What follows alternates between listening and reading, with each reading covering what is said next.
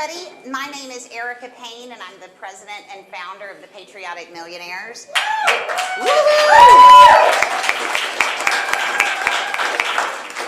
We are so excited to be with everyone here in the audience today, and also with everybody who's joining us online.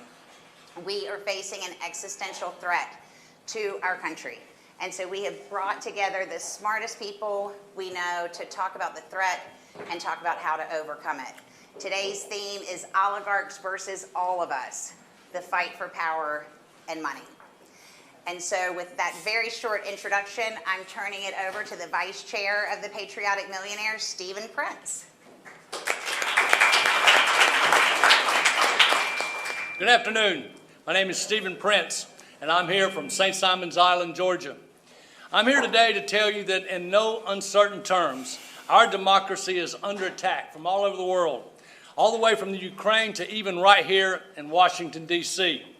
From Vladimir Putin to Jeff Bezos, billionaire oligarchs are using variations of the same playbook to undermine the democracy and the rule of law.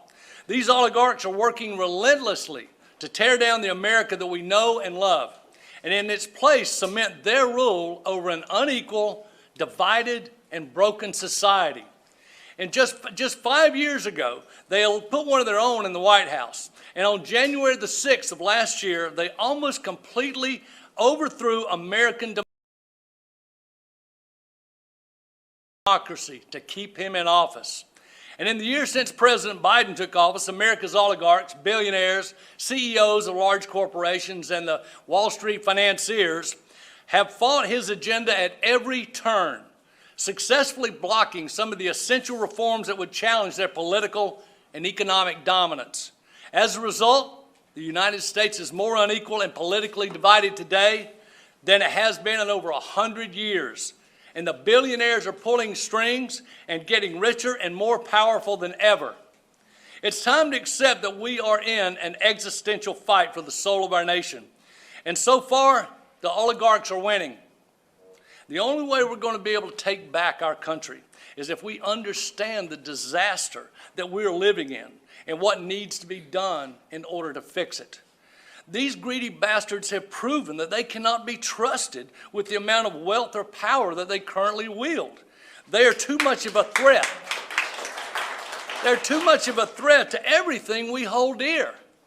I'll be damned if I will stand by and let these people destroy the country that I love. I'm going to keep fighting to protect the American dream and to preserve a better future for my children and my grandchildren and all the children of the country. I'm more than willing to sacrifice some of my own personal wealth and energy to do so. That's what I call patriotism. That's why I think the Patriotic Millionaires are so aptly named and so important in today's society. We need more patriotic millionaires in this country. We need more patriotic millionaires, Americans from all walks of life, standing up for what's right. It's going to take all of us to reclaim our country from these selfish son of a bitches, and that's exactly what we're going to do. Thank you.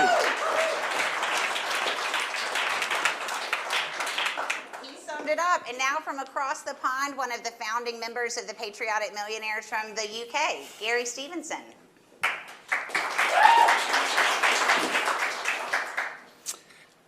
When I was 14, I used to deliver newspapers for £12 a week. That's $16. When I was 19 and I was studying maths and economics at the London School of Economics, for lunch I used to get these 2 Scotch eggs for 75p because that was the only way I could afford to eat lunch every day.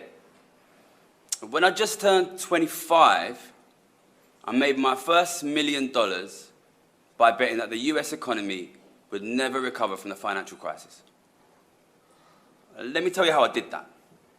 So I grew up in East London, right next to the skyscrapers of the financial district. And we used to see them in the background. We were playing football in the street. But the kids who played in the street next to those skyscrapers never got jobs inside them. And I know because I worked in one for 4 years. And people used to say to me, "That's an interesting accent. Where are you from?" The reason I got that job is because I found out that before the financial crisis, Citibank used to hire one trader a year through a poker-style card game that was basically a maths game. I was good at maths and I was good at games, so I entered that competition and I won. And that is how in June 2008, I became an interest rates trader for Citibank without knowing anything about financial markets. 4 months later, I sat on the trading floor and I watched the world economy blow up. And all the traders and economists said, next year things will get better. And 1 year later, when things hadn't gotten better, all the traders and economists said, next year things will get better. And 1 year after that, when things still hadn't gotten better, all the traders and economists said, next year things will get better. It was around about then that I started to get suspicious. You see, I was working on the trading floor and I was surrounded by very wealthy people from elite universities, from extremely rich families, from elite private schools. But I didn't come from that kind of background. And I was still living on the streets of East London. And I could see a lot of things that they couldn't see. Now, I could see how much people were struggling, how they couldn't afford to buy houses, how they couldn't get good jobs. So I could see my friends' mums selling their houses to support their kids who would never be able to afford homes of their own. So where are those homes going? Where are those people's money going? And I was working at the same time in those skyscrapers. And I'd been to those guys' luxury penthouses. And I'd heard about their $1 million bonus checks. So I knew where the money was going. So what happens to an economy where all the money flows to the richest and nothing is left for the rest? Well, I'll tell you what happens. That economy dies. And I'm not just saying that. I bet on that. I put a massive bet that the US economy would never recover from the financial crisis. And by the end of 2011, a little kid from Ilford, East London, who had just turned 25 years old, was Citibank's most profitable trader in the world. And that kid was me. And I did that by betting that the US economy, your economy, would die. And you know what they did? They gave me $2 million and they said, well done, mate, do it again. So I quit that job, but I didn't stop trading. I went home and I kept betting from my dining room table every year that your economy would die. And every year I was right, and every year I made a ton of money. But you know what? I don't want to be right anymore. And you know why? Because if your economy dies, my economy dies too. And my community, my friends and my family, their future, their hopes and dreams, they are dying as well. And I don't want that to happen. But it will happen. It's going to happen. It's happening right now. My economy is collapsing because your economy is collapsing, and hundreds of millions of people are not going to be able to afford homes, to have families. They don't know how they're going to feed their kids. That is what happens when an economy collapses, and it's happening right now. And the only way to stop that is to reduce inequality. And the only way to make that happen is to actually force rich people to pay their taxes.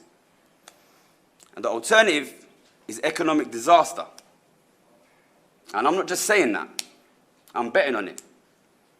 And you guys had better make sure that this time, for once, I'm wrong.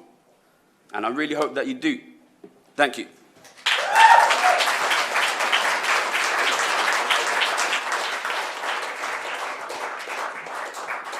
Ladies and gentlemen, Congressman Jamie Raskin. Thank you.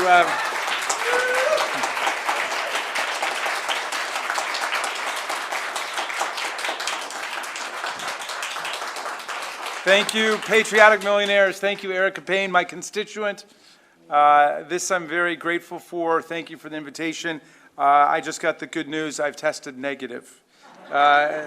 So I'm psyched to be with you, and I'm going to have to rush off only in order to get to the Rules Committee because we're bringing contempt citations against Dan Scavino and a couple of other people refusing to cooperate with the representatives of the people in Congress. So that's the only reason I'm going to have to rush off. But I was very moved by these two presentations. Thank you, Gary Stevenson.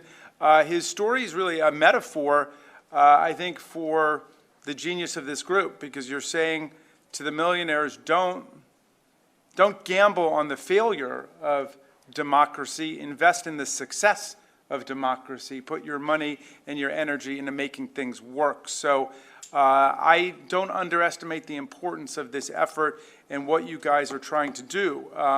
And you're very important symbols, I think, to the rest of America, not just the millionaires, but everybody, because what you're saying is we're fighting for an America where it's not impossible for people to get rich, but for an America where it's not impossible for people to escape poverty and to live a life of decency. And of course, there are so many of our problems that are connected now, as I think Gary was talking about. There's a great group in England called, that I think their website's called The Spirit Level. I don't know if you guys have ever checked it out, but basically they've done an analysis of what makes societies succeed and what makes societies flourish and what makes them fail.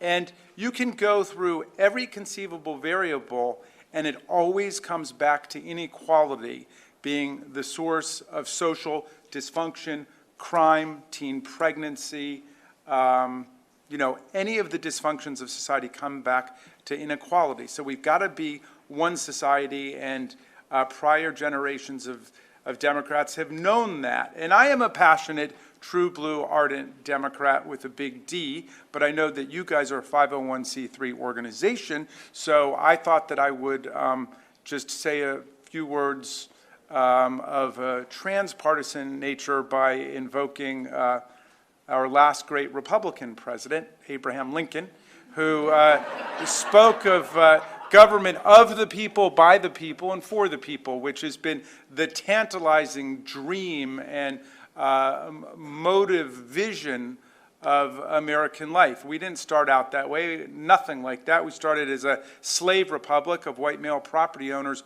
over the age of 21. But it has been through the values and ideals that were embodied in the Declaration of Independence by the very flawed and imperfect Thomas Jefferson, the idea of consent of the governed, the idea of all men and therefore women being created equal, of unalienable rights, of life, liberty, and the pursuit of happiness.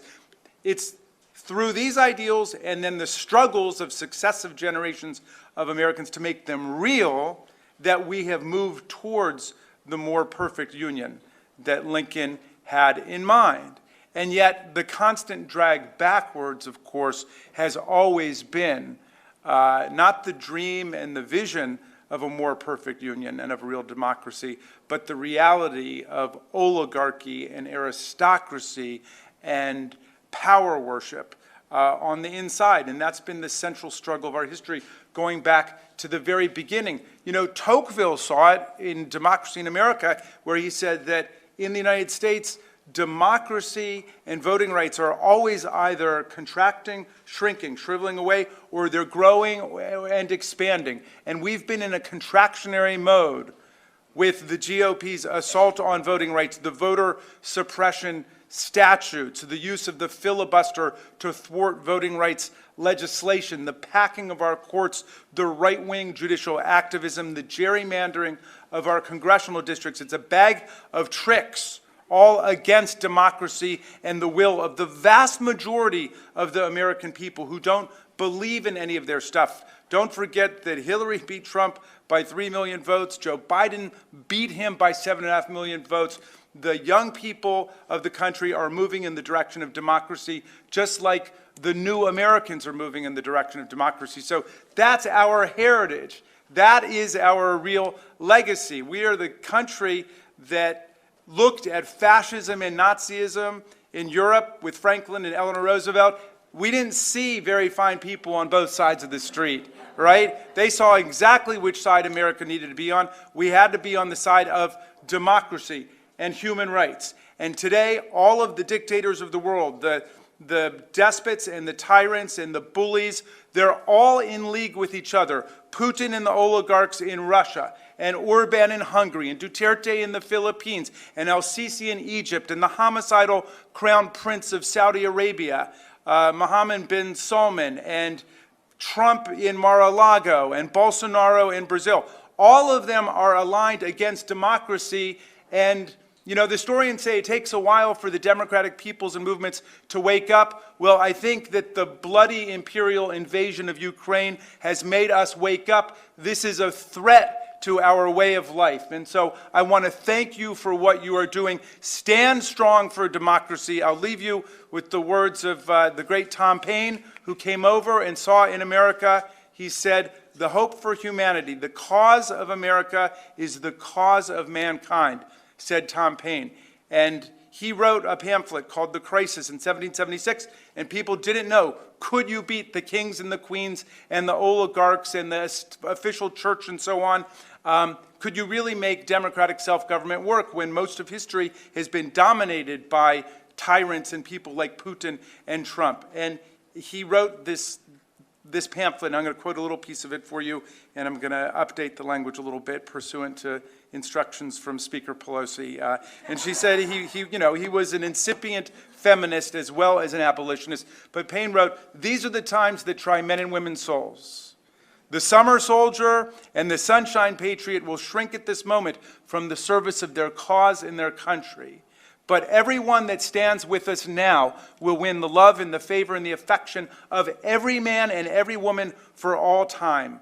Tyranny, like hell, is not easily conquered, but we have this saving consolation. The more difficult the struggle, the more glorious in the end will be our victory." Let's make that victory ours this year in 2022. Thank you very much. Thank you, Jordan.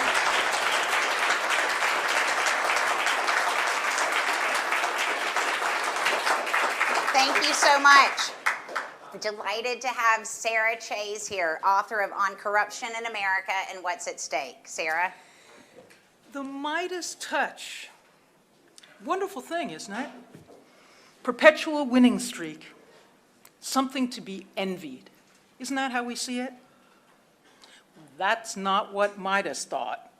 He begged the God who gave it to him to take it away. Why?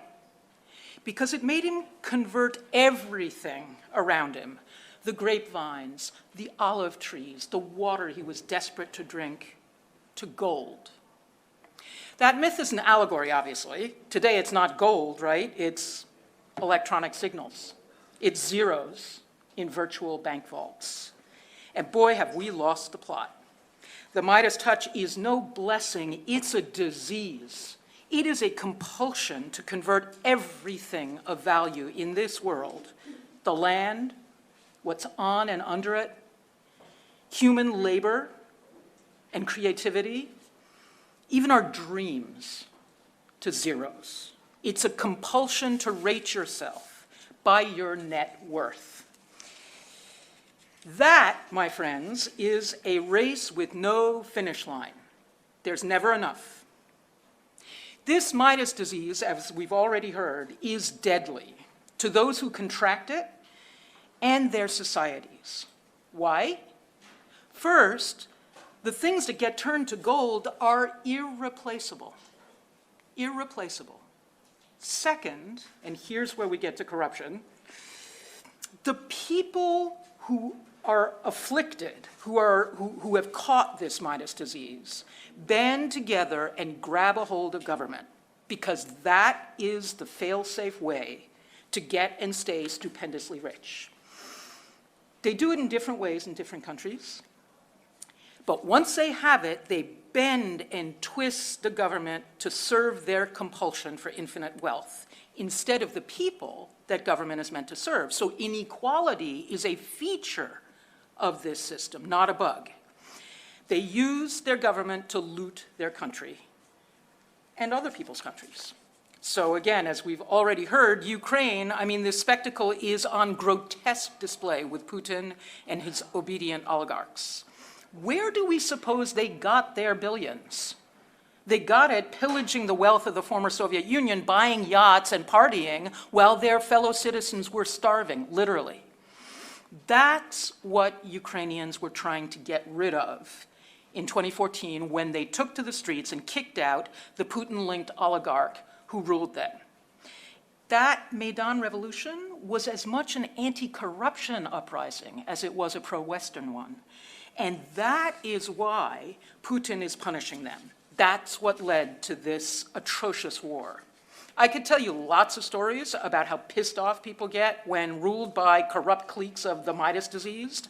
And, you know, pissed off people, they aren't always as polite or as logical as the Ukrainians. In Afghanistan, where I lived for a decade, they joined the Taliban, and we lost the war. In Central America, they leave, and we have a crisis on the border. And I could go on. But let's come to us, right? So I rode my bike over here through Georgetown. I saw a lot of Ukrainian flags hanging in people's windows. Think of how unctuously certain rich Americans have welcomed corrupt Russian money into our economy and our polite society. Michael Bloomberg, when he was mayor of New York, the Council on Foreign Relations down the street, everybody loved that money. How many Americans added zeros to their own net worth by investing Russians' loot for them, selling them buildings or soccer clubs, granting loans with yachts for collateral? How many billable hours have Americans racked up pleading oligarchs' cases in court or Capitol Hill? At what cost to our economic and political health? And we've sanctioned Russian oligarchs, at least some of them, a little. We have not sanctioned their American enablers. In fact, we're not even taxing their American enablers. But we are not just enablers for the dirty oligarchs over there. Our oligarchs operate a lot like the Russian ones. They hide their money in the same offshore havens when it's not onshore havens. They duck taxes the same way. And here's the worst thing. They band together in just the same types of networks that interweave public officials, business magnates, and very often out-and-out criminals. And these networks grab hold of government. They do it by lobbying, by campaign donations, by connections, by spending time inside before rotating back outside to reap the benefit, right? And these networks of the Midas diseased are using the government to serve their money compulsion. And how they do that is by denaturing, even amputating public agencies or starving them of resources. They won't let provisions come up for vote if they raise rich people's taxes or narrow their own options after they leave office or crimp their business's style. They interpret laws to mean the opposite of what they plainly say. They're tough on drugs, so long as it's not OxyContin that the dealers are pushing. And they certainly don't prosecute any bankers. That's what I mean, and that's what most normal people mean by the word corruption, not the mincing little technical thing that these same networks have whittled the legal definition down to. All right, so I've said this phenomenon is dangerous, the Midas disease and the corruption that inevitably comes with it.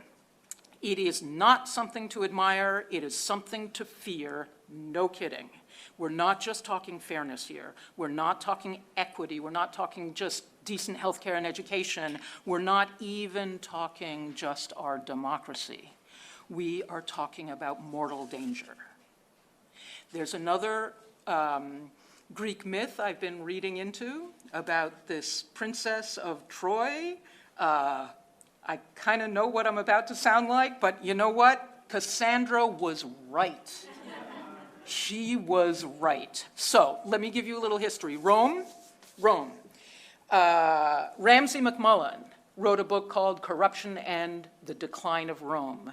The army, the Roman army, was completely hollowed out. He said it was of a contemptible size when Rome came under attack, that soldiers abandoned battlefields and even whole provinces. Sound like Afghanistan?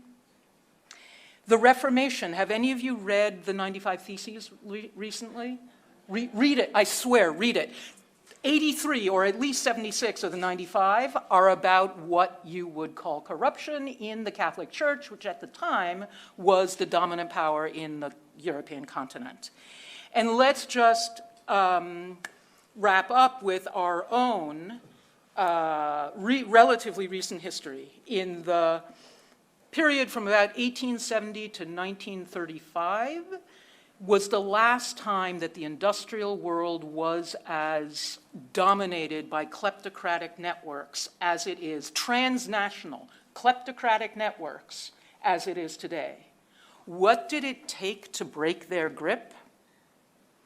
Nothing less than 2 world wars, that's 2 genocides, mass starvation in Europe, use of the nuclear bomb, a pandemic that makes this one look like an afterthought, and a financial meltdown that makes 2008 look like an afterthought. We are on the same track, guys. So, yeah, tax the rich, especially a wealth as opposed to an income tax, but also let's think more carefully about where wealthy people's money comes from. You cannot become a billionaire honestly. Thank you.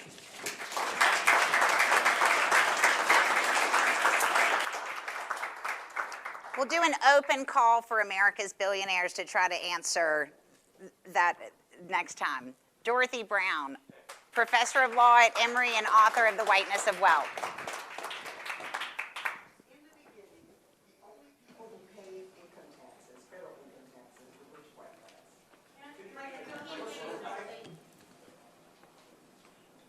How do I? What about speaking into the mic? Let's try that. In the beginning, the only people who paid federal income taxes were white guys. How did we have that system? Because our progressive income tax system was based on this concept of ability to pay. And who has more of an ability to pay than rich white guys? But who didn't like it? Rich white guys. So in 1916, for example, when 1% of Americans filed tax returns, one of them was named Frederick Brewster. The Brewster family was the second wealthiest family in the country, second only to the Rockefellers. And in 1916, he sold some investments, in today's dollars, $10 million worth. And he had a $2 million profit.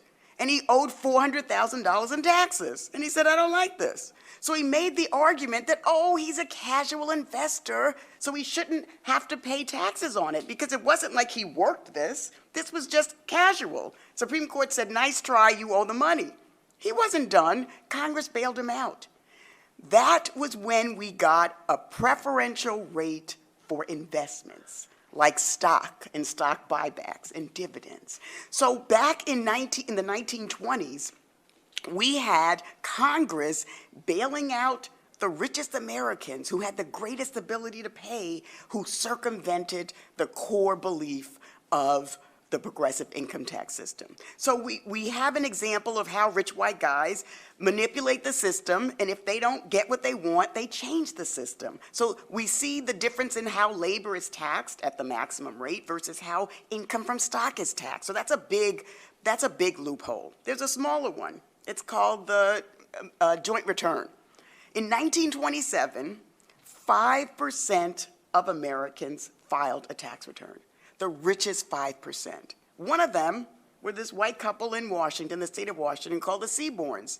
And wait for it, Henry and Charlotte, they didn't like paying the taxes. So they decided, oh, I know, Henry worked in the paid labor market, he was a shipping magnate, and Charlotte was a stay-at-home socialite spouse. So Henry decided, because at the beginning of our tax system, there was no such thing as a married return. Everybody filed as an individual. So Henry worked, he had to file. Charlotte didn't work, she didn't have to file. But Henry shifted half of his income to Charlotte. One would say, to file a fraudulent return, you didn't hear me say it, but one would say to file a fraudulent return, they go to the IRS says, you can't do this. They go to the Supreme Court, oh yeah, you can. Because they lived in a community property state, it enabled her to have a legal right to half of his income. So the Supreme Court said you can do it. But Henry and Charlotte Seaborn got a tax break.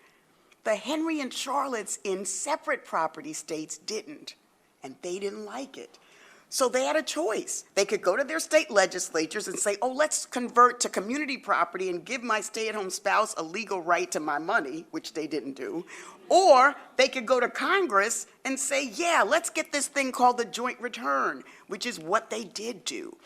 And what that resulted in is a tax cut for the richest Americans, but by 1948, when we had the joint return, by that point, we also had World War II, and we had the New Deal. So the cost of government increased, and we moved from a tax that only the richest Americans paid to a tax where everybody else paid. And think about it.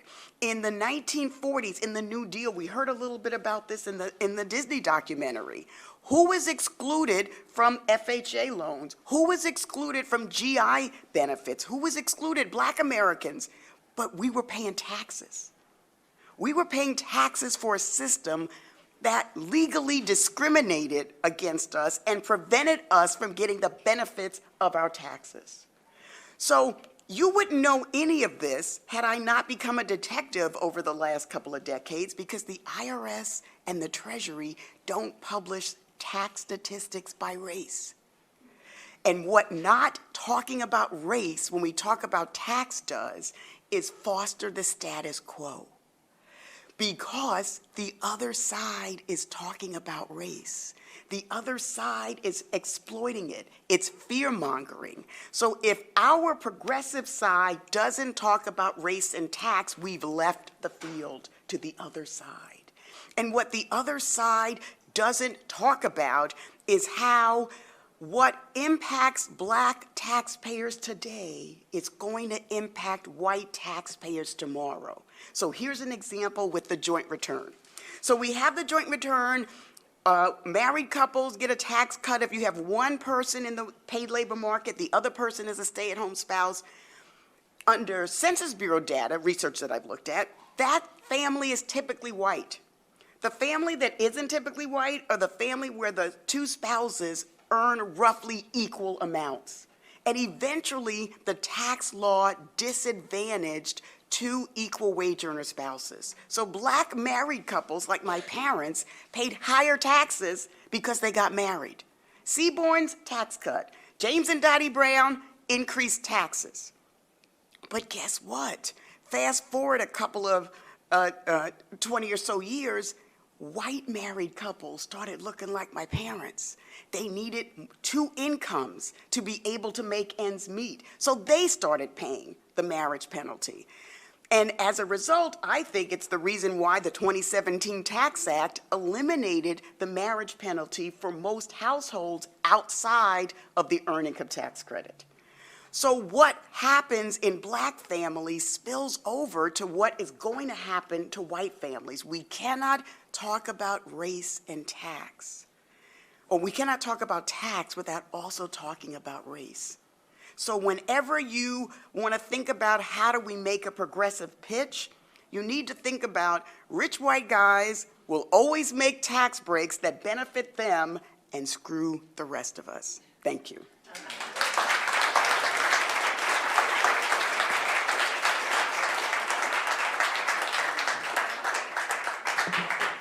Peter Goodman, the global economics correspondent for the New York Times and the author of Davos Man, How Billionaires Devoured the World. Peter? Thanks so much. But enough about white guys who don't pay taxes, right? So a few weeks ago, I was traveling through LaGuardia Airport with my kids. LaGuardia Airport, I think we all think of as a synonym for a government that's close to a failed state in terms of infrastructure, can't look after the citizenry with basic services, and we're amazed to see, no, actually, it's beautiful now.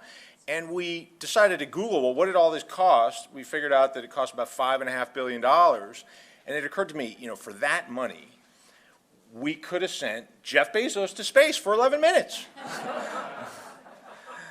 Now, we laugh, but we cry, because the reality that we all have come to understand is that we do live in a world where our own needs, the needs for the vast majority of people in our country, and it turns out in most other developed democracies, though to a lesser extent, are pitted against a handful of people who, as other people who have spoken before me have already put it quite eloquently, have managed to seize the levers of our democracy, to warp it, to send more wealth to themselves. Back in January 2017, I was at the World Economic Forum in Davos. Please don't hate me. I've been there a bunch of times. And that was a particularly interesting year to be there because Trump was about to be inaugurated, Brexit, Britain leaving the European Union. We were about 6 months in. And Davos man, which is this term I've stolen from Samuel Huntington to basically refer to the billionaire class, but a special group of billionaires who would actually have us believe that they are not our problem. In fact, they're the solution to all of our problems. If we just entrust them with more wealth, they'll do more good and they'll solve all of our problems. Davos man was feeling a little bit insecure in this moment because the message of Trump and Brexit and the lurch right in Italy and the Sweden Democrats, a party that had its roots in the neo-Nazi movement, suddenly a mainstream political movement in Sweden. The message was out that inequality was doing some strange things, to say the least, and Davos man was a little concerned. And so that year at the World Economic Forum, they had all these seminars that were premised on this idea that we better get to the bottom of inequality, we better figure out how to solve it and its manifestation. So I decided to wander around very earnestly sampling, what would Davos man have us do to solve inequality? Now, let me just tell you, I didn't have particularly high hopes going into this. I mean, Davos gathers under the banner committed to improving the state of the world, which is a very strange thing to encounter when you're in the presence of people who by any measure are the ultimate beneficiaries of the status quo. And I have seen in multiple trips to Davos, the billionaire class go and engage in simulations of the Syrian refugee experience. They submit to being blindfolded and led around in the dark while people are hollering at them, demanding papers in languages they don't understand before they congratulate one another for their empathy. And then they go off to a banquet sponsored by Citigroup or HSBC, and they eat truffles and drink champagne. I have seen pharmaceutical executives start their mornings in meditation sessions led by John Kabat-Zinn before they go to private suites where they talk about the next deal that will lift drug prices. So, I didn't have particularly high hopes, but I still found it particularly interesting. I mean, I went and listened to the head of India's largest consulting company say that the solution to inequality was that workers have to train themselves better and more effectively so they can grab the winnings that are available for anyone willing to hustle. I listened to Ray Dalio say that the hedge funder, say that we need to deregulate further, unleash the animal spirits so that the atmosphere is more conducive for money making, which was an interesting thing to hear from someone who had somehow managed to, at that point, accumulate a fortune worth about $18 billion. I listened to my former boss, Arianna Huffington, who had just launched this wellness site that was all about vacuuming up sponsorships from ranches and skin cream companies, say that the solution was more comfortable pillows and more meditation and sleep. So I went home not feeling that Davos man was particularly inclined to sacrifice, and that was the ultimate takeaway. Davos man is constantly looking out for win-win solutions because if everybody's a winner, then nobody has to sacrifice. And that's an elaborate way to preemptively fend off the basic exercise of democracy. It's a way to say, hey, we got this. We'll take care of this. You don't have to tax us. You don't have to regulate us. You don't have to think about collective bargaining. We'll take care of your problems. And if you need further proof that this is the mindset, last year at virtual Davos, they couldn't meet because of the pandemic, Mark Benioff, who's the billionaire CEO of Salesforce, actually said the CEOs are the real heroes of the pandemic.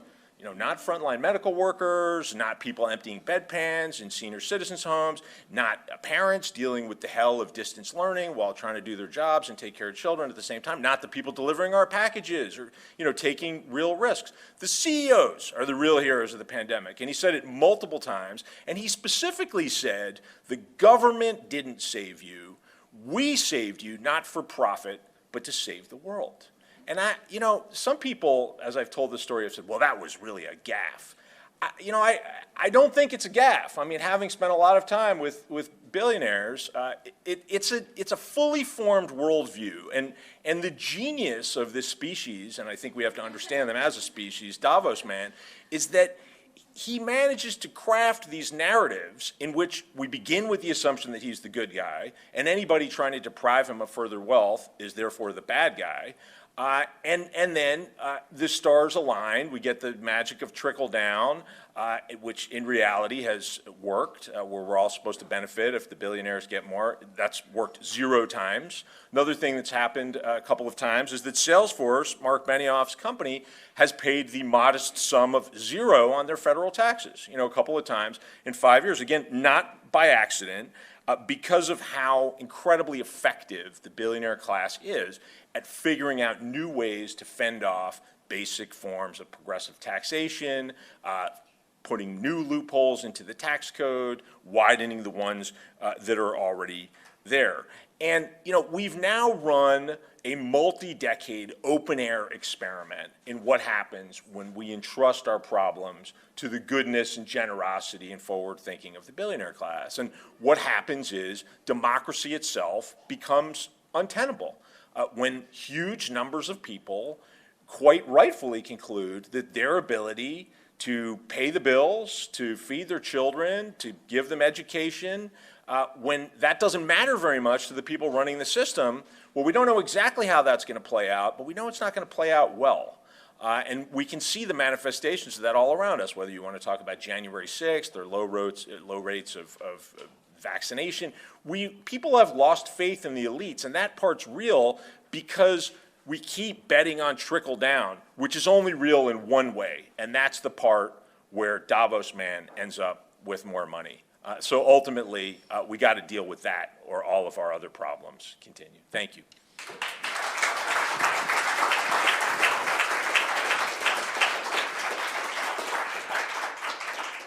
Chuck Collins, Institute for Policy Studies, and a board member of the Patriotic Millionaires. Geez, all this attacking billionaires and Davos man, I mean, what about their charitable giving? Okay, you can't really talk about oligarchs without talking about philanthropy. And really, since the early 1900s, oligarchs in America have used their philanthropy as an extension of their wealth, power, and influence. I have a couple slides. Oh, here. There's John D. handing out a dime. Everyone is in favor of charity, but the way that billionaires in America give is not selfless. In fact, it's sort of a naked exercise in power, subsidized by American taxpayers. Billionaires use charitable giving as sort of reputation varnish. Sometimes this is a way to distract from the way the money was built. Think the Sacklers. Or fending off government regulation. Think Bill Gates and Microsoft antitrust. Even at its most innocent, billionaire philanthropy is wildly disconnected from the urgent needs facing the planet.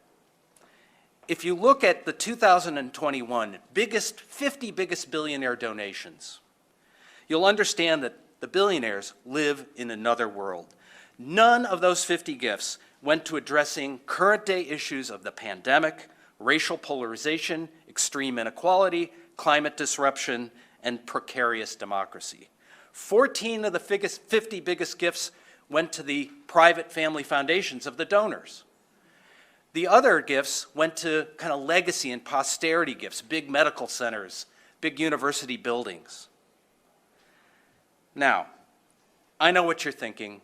You're probably thinking, hey, it's not all bad, right? I mean, there's like Mackenzie Scott, right? She says, I'm going to empty the vault. This is good.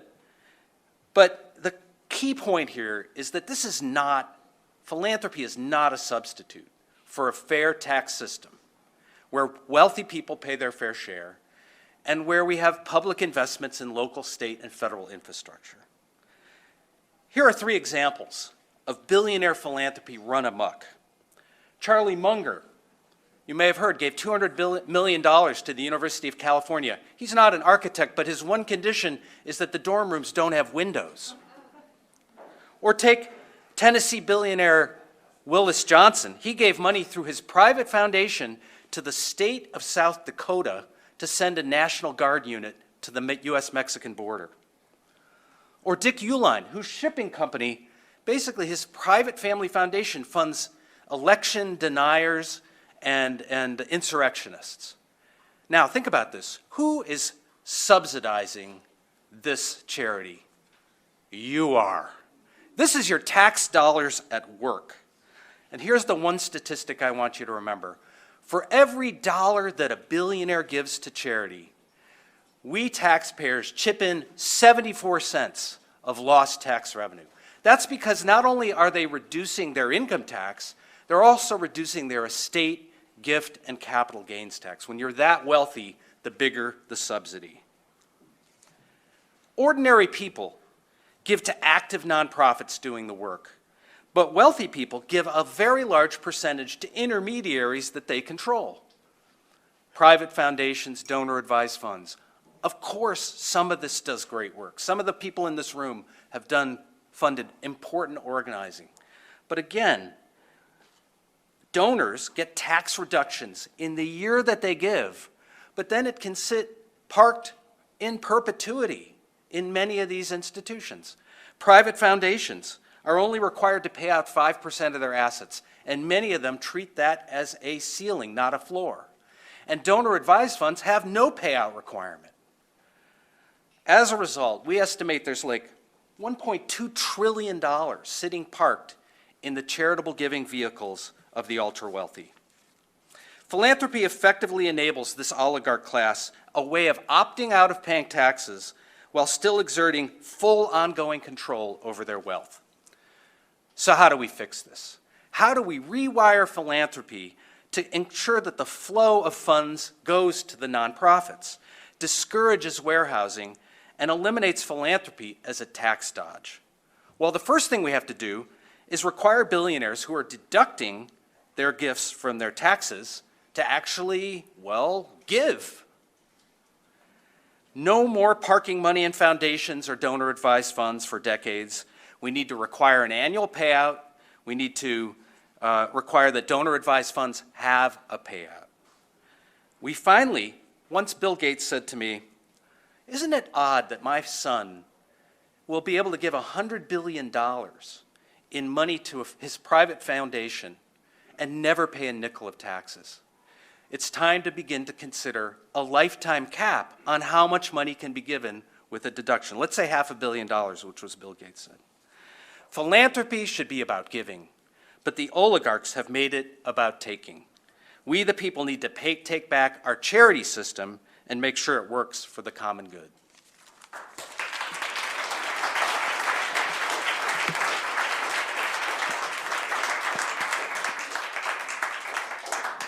Jesse Eisinger, senior reporter at ProPublica, and a lead on the secret IRS files, the explosive report that came out a few months ago. Jesse? All right, I guess it's red meat for the audience. I will serve some up. I'm going to tell you about Phyllis Taylor. I'm going to tell you about three Phyllis Taylors. First, there is the woman known as the Gentle Dove of New Orleans. She's a great philanthropist in New Orleans. She won the Loving Cup Award from the Times-Picayune. She was an honorary Marine, bestowing, as we just heard, wonderful charity around the city. There's also the same woman, Phyllis Taylor. She's an oil and gas billionaire. She's running an oil and gas company called Taylor Energy. And this is a slightly secret, but not entirely secret, Phyllis Taylor. You could find out about this if you were an investigative reporter or if you were assiduously reading legal filings. She was responsible, her company was responsible for the longest oil spill in U.S. history in the Gulf of Mexico. By one estimate, possibly the worst oil spill in U.S. history. It was possibly bigger than Deepwater Horizon. And Taylor Energy was, in all those legal filings, it was revealed to be fighting the cleanup of this. The whole time they were working a way to get out of, saying they couldn't clean it up and getting out of their responsibilities, spending a lot of money, more money fighting this than cleaning it up, one activist said. The Coast Guard said that they were intransigent, finally sued them to get them to be responsible. And then there was a third Phyllis Taylor that no one knew about until ProPublica reported on her, the Phyllis Taylor who didn't pay any taxes, any federal income taxes. So how did she do this? Well, she inherited her company from her husband, and in doing so, that wiped out all of the capital gains from her that he and she had created over time. That's called the step up in basis, wipes out, it's wildly disproportionately going to the ultra wealthy. And then she took all those costs from not cleaning up the oil spill and saying that she couldn't clean it up and wrote it off on her taxes. So everybody in this room and all Americans subsidized her cleanup, and for 15 years, she was able to bring in $444 million in income tax-free because she had a write-off from the cost of cleaning up the mess that she had tried to avoid and declaimed all responsibility.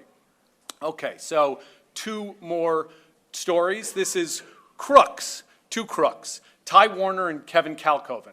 Ty Warner was the Beanie Baby billionaire, and you may remember Beanie Babies became a fad, and $1 billion dropped on Ty Warner's head. What did he do when $1 billion fell on his head? Well, he went to Switzerland, and he opened up a bank account, and he didn't tell the United States about that. Don't do this. That's a crime, and he got caught. But as we know in the United States, when you commit a crime and you're ultra wealthy and you're powerful, you probably won't go to prison, and he didn't. He pleaded guilty, but he didn't go to prison. There's another crook, Kevin Kalkoven, lesser known. He was the CEO of a high flyer, JDS Uniphase, and he also cheated on his taxes by engaging in an illegal tax shelter. These were all the rage among tech executives in the late 1990s, sold by all the major accounting firms. The accounting firms all kind of got charged, kind of pled guilty, kind of settled with the government. The United States fought with Kevin Kalkoven, and he, all the while, was flying around in his private jets. He bought a car racing team. He bought a car auto parts company. Ty Warner at this time was engaging in the thing that he really loves to do, which is build boutique hotels, kind of like the nice one that we're in now. He invented tiles and would, they were called TYLES. They were little non-slip tiles to go around pools that were shimmery.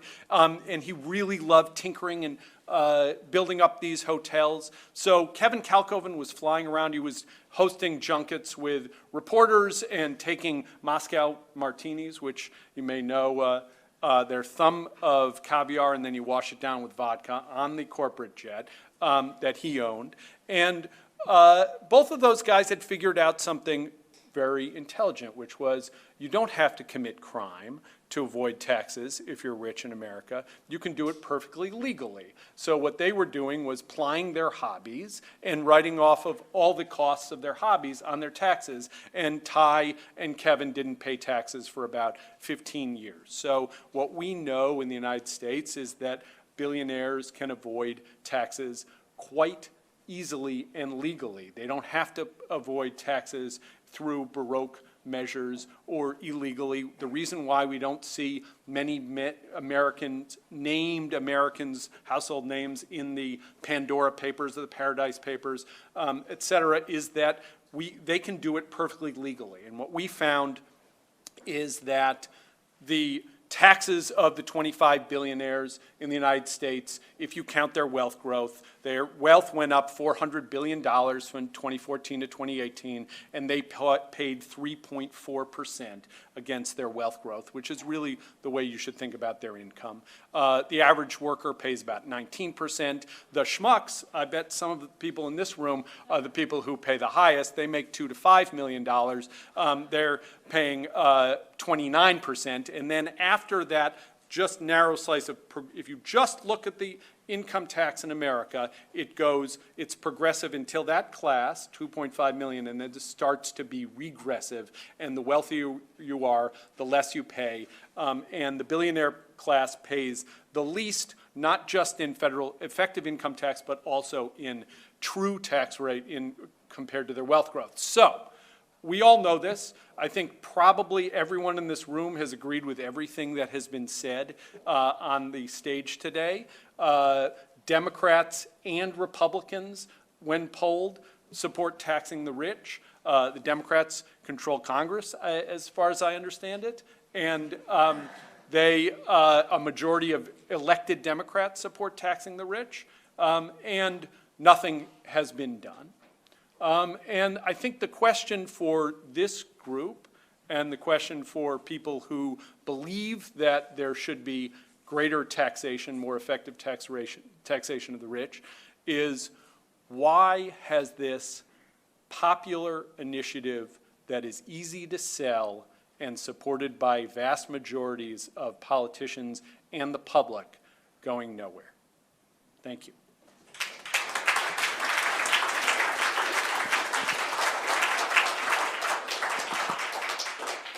Brooke Harrington, a professor of sociology at Dartmouth. Thank you, Brooke.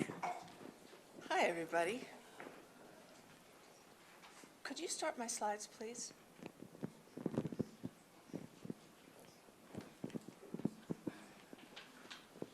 So since I'm a professor, I'm sort of contractually obligated to start off with a pop quiz.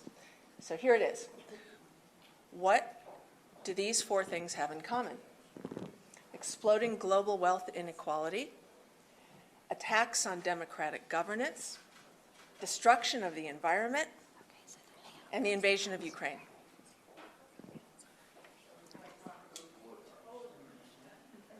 Yes, that's one of the things they have in common. There's something else that's important too. All of them depend on offshore finance. That's what I'm going to talk about in my 8 minutes. So they're manifestations, I want to argue, of a global kleptocratic insurgency. And I'll tell you what I think that is in a minute. But first, let's meet the kleptocrats. Upper left there is former Chilean president, Sebastián Piñera. Former because he was impeached by the people of Chile, because it turned out he was using offshore accounts to hide his own environmental depredations. He was making bank on a mining operation that violated his own country's environmental laws. Down at lower left there, we have Robert Mercer. Anyone know who he is? Saints preserve us from ever being the kind of person who gets that kind of reaction in the crowd. So Robert Mercer had a $60 million offshore I believe it was called a war chest, and it funded not only the Trump 2016 for president campaign, but Brexit as well. That's why it's a global kleptocratic insurgency. Upper right, we have Andrej Babiš, the former Prime Minister of the Czech Republic, Uhuru Kenyatta, President of Kenya, and at right, King Hussein of Jordan, all of whom were exposed in the Pandora Papers. Both Kenyatta and Babiš came to power as anti-corruption campaigners. And guess what it turns out they're doing? They're using offshore accounts to circumvent the laws of their own countries. And lower right, your favorite and mine, the Russian oligarchs, who are being sanctioned right now, but in the course of being sanctioned, we're learning a lot about what's called the Troika laundromat, this immensely complex network of offshore structures that not only finance the lifestyles of the rich and famous, but the war in Ukraine. Offshore, despite the fact that we call it the world of tax havens, isn't really about taxes. It's about lawlessness. And it's a platform, it's the platform for the global kleptocratic insurgency. The purpose of this platform is to challenge the power of states, any state, to constrain the rich in any way.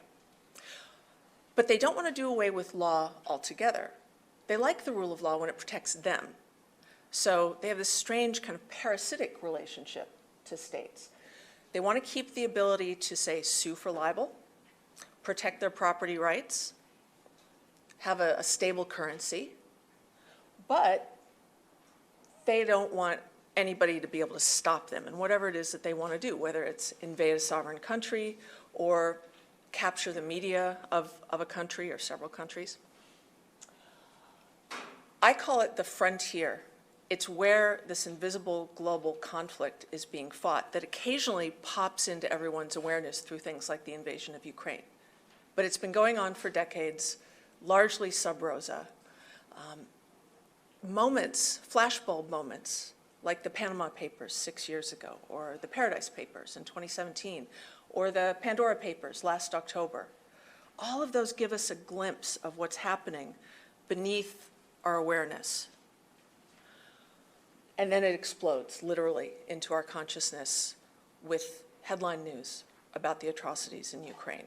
But all of it is funded by offshore. Just about any bad thing you can think of that's happening in the world right now, I'd bet my life savings there's an offshore connection. Why? Because it gives the cover of secrecy to all manner of dastardly deeds. It doesn't just allow people to avoid their taxes and avoid debts and legal judgments. That's important because it gives them the wealth and power to buy their politicians and to buy institutions. But it's what they do with it that's dangerous. It's a conflict, it's a war that's being waged by a relatively small number of transnational elites against we the people, not just in America, but everywhere. So how do I know about this? Well, when I was a young professor, I spent 2 years training to be a wealth manager because I knew I wanted to study wealth inequality, and I also knew that really wealthy people would never talk to me. So I decided to sort of come in through the servant's entrance, so to speak, because that's what wealth managers are. They're just very highly paid and highly trained servants. Accountants, attorneys, trustees, even the occasional rogue academic like me. I never practiced, so I never used the credential, but what it enabled me to do was get face to face with the oligarch experts of the world, the people who serve them, hide their assets from the tax man and from whomever.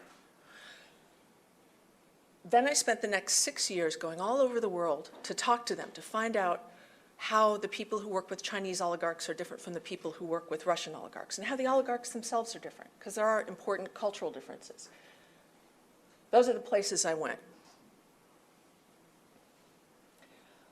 Here are the key findings. One, there have always been oligarchs. I mean, at least since the feudal era, since the ancient Greeks, right? They invented the term. What's new is that they don't mind their business within the countries of their origin. They're transnational. In fact, some of the wealth managers I spoke to said the people we serve have more in common with each other than they do with the people of their own countries. So they're kind of a ruling class, but they're more than a class. And its agenda is capture of basically every institution our ancestors have created. Market institutions, political institutions, natural resources, educational institutions, cultural institutions, you name it, they want it. But the thing is, because it all runs through offshore, if there were no offshore, there wouldn't be kleptocracy on this scale. It certainly couldn't be global. It's the offshore part that makes it so dangerous and so global. And it's the secrecy about offshore. It's not necessarily any law of any particular offshore center. It's the fact that everywhere offshore, the people doing the dirty deeds are concealed by this cone of silence that makes it impossible to hold them accountable. It gives them the superpower of impunity. So, last slide. Here's the good news. The sanctions on Russian oligarchs have been really effective. If any of you happen to see the Washington Post today, I have a piece in the Post Everything section about the good news of the way sanctions are being effective against Russian oligarchs. What's really new is the way that the major tax havens of the world have united with each other. There were sanctions before, lots of sanctions, but they didn't have this kind of effect. And it's because of the united front that they are having an effect now, a meaningful one. For the entire 15 years I've been studying offshore, the party line was, this will never, ever happen. Too many conflicts of interest, too many temptations to defect from an alliance. It would never happen. And yet, voila, it happened. And what this tells us is if the offshore centers of the world can lift the veil of secrecy for Russian oligarchs right now, they can do it for anyone, anytime. And now we just have to make them do it. There are not that many oligarchs in the world. There are probably a couple 100,000 of what you would call ultra-high net worth individuals, people with more than, say, 5 million in investable assets. And within that group, a smaller subset are oligarchs. They have this agenda. So now that we have a model for disarming them and for halting the kleptocratic insurgency by the Russians, why don't we see this through and do it for all of them? We have this kind of moment here. Those of you who are old like me might remember the fall of the Berlin Wall. I remember it. The joy and the optimism of something that started very local and very small on the border between East and West Berlin. And then it toppled an empire. We can do that now with offshore, and it would solve, well, it would make a lot of problems a lot better. That is my hope for our near future. Thank you.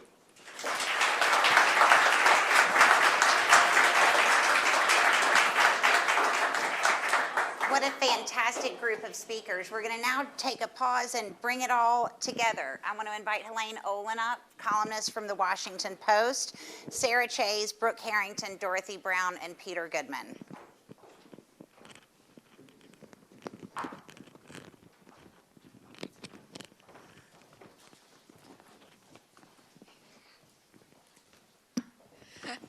Hi, is this on? Yes. Okay, great. First, I want to welcome everybody. It is great to be back live and in person. I feel like I'm glowing, and I'm sure a lot of other people are too. Second, I want to just thank our terrific panelists here who did some terrific presentations. But I have about 15 minutes, so at that point, I'm just going to plunge right in. And I'm going to start with Sarah, who I want to ask a very basic question of before we get into anything else, which is, why are billionaires not so great for our society? What is the issue exactly, in your view? The compulsion, first of all, the compulsion for always more. We do live on a finite planet. So last I heard, infinite growth on a finite body is called cancer, and it's fatal. So, but in particular, what we've been talking about is the ways in which they capture government institutions and agencies, which at least around here are supposed to benefit the people, right? They're supposed to be in the public interest and twist them in the interests of this infinite growth. And what I really would like to turn our focus to the planet. We have a tendency to talk about, parts per million CO2. The crisis we're in is way deeper and more complicated than that. The Amazon is not just a carbon sink, right? Like, we don't even know.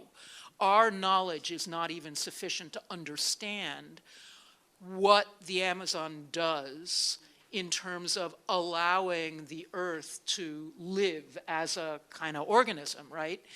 And it's, again, billionaires run amok that are burning it. Okay. Dorothy, I have a question for you, because you've been talking about, taxation and race. Would we, our society tends to, a lot of people, look up to billionaires, right? They're sort of our oracles of wisdom, right? For a certain group of people, anyway. Do you feel the attitude would be different if more of them were black? And how would that play out? Okay, I love the question, and since it's America, that would never happen. Because the system for building wealth in America is about whiteness. So the very fact that we literally couldn't have in America a system where a disproportionate percentage of billionaires would be black is part of the problem. We built a system off the backs of black people to build wealth for white people. So, you know, it's a fantasy question, right? Okay.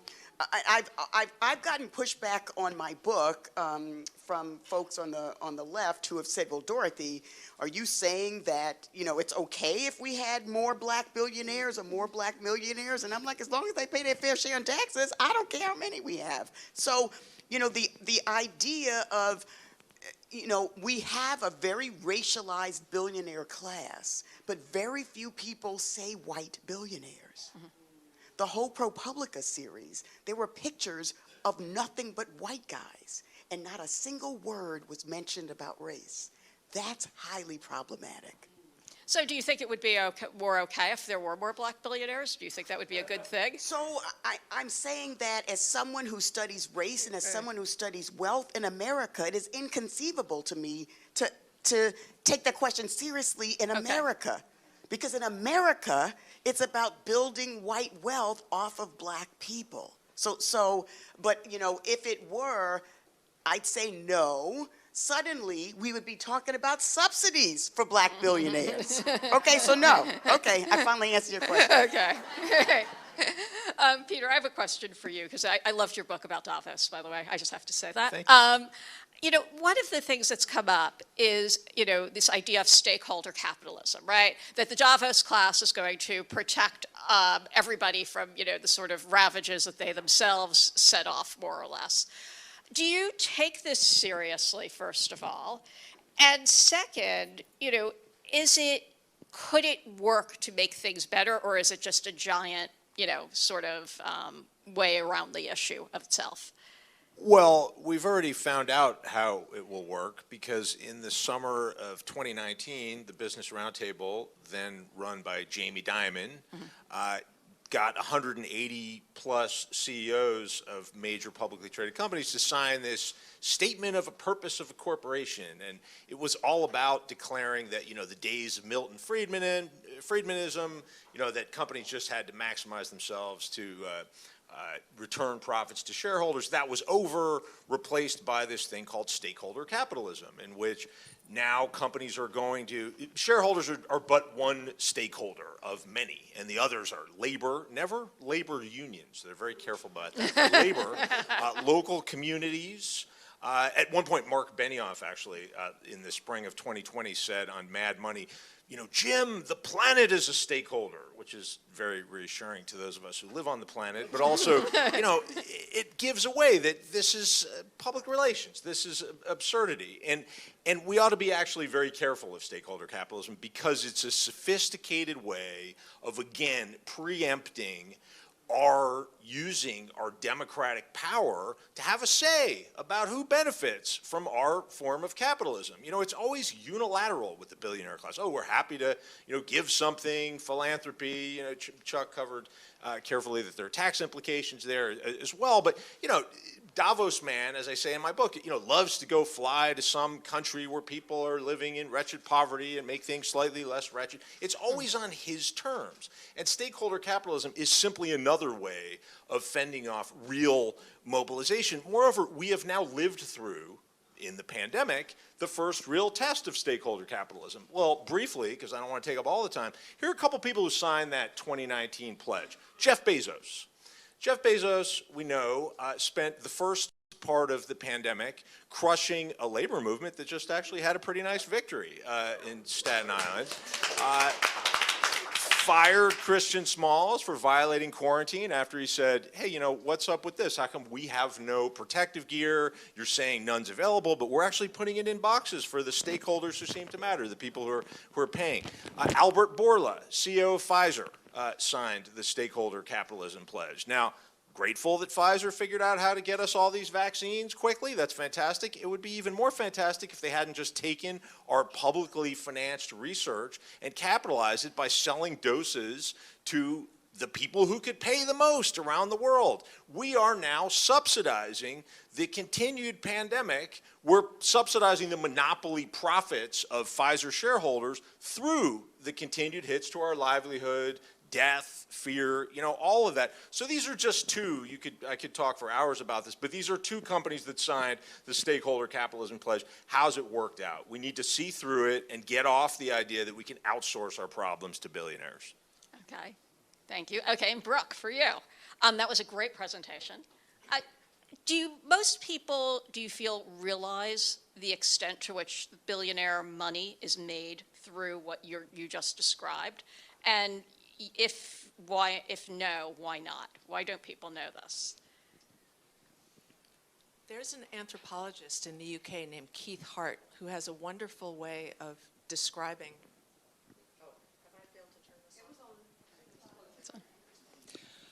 Keith Hart, the UK anthropologist, calls the wealthy of the world right now the secular saints of capitalism. It's sort of a takeoff on what Thorstein Veblen, the Danish-American sociologist, talked about with conspicuous consumption and the leisure class.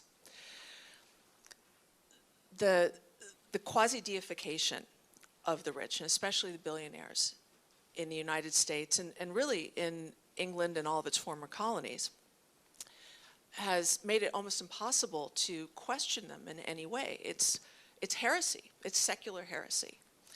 What will happen to you if you question why are they billionaires, or how did they make their money, and was it fair? Are they playing by the same rules as the rest of us, and if not, why not? Everybody knows what happens when you raise those questions, right? What does happen? You get told that you're an envious loser, right? Or a socialist. Or Socialist. okay, Or both.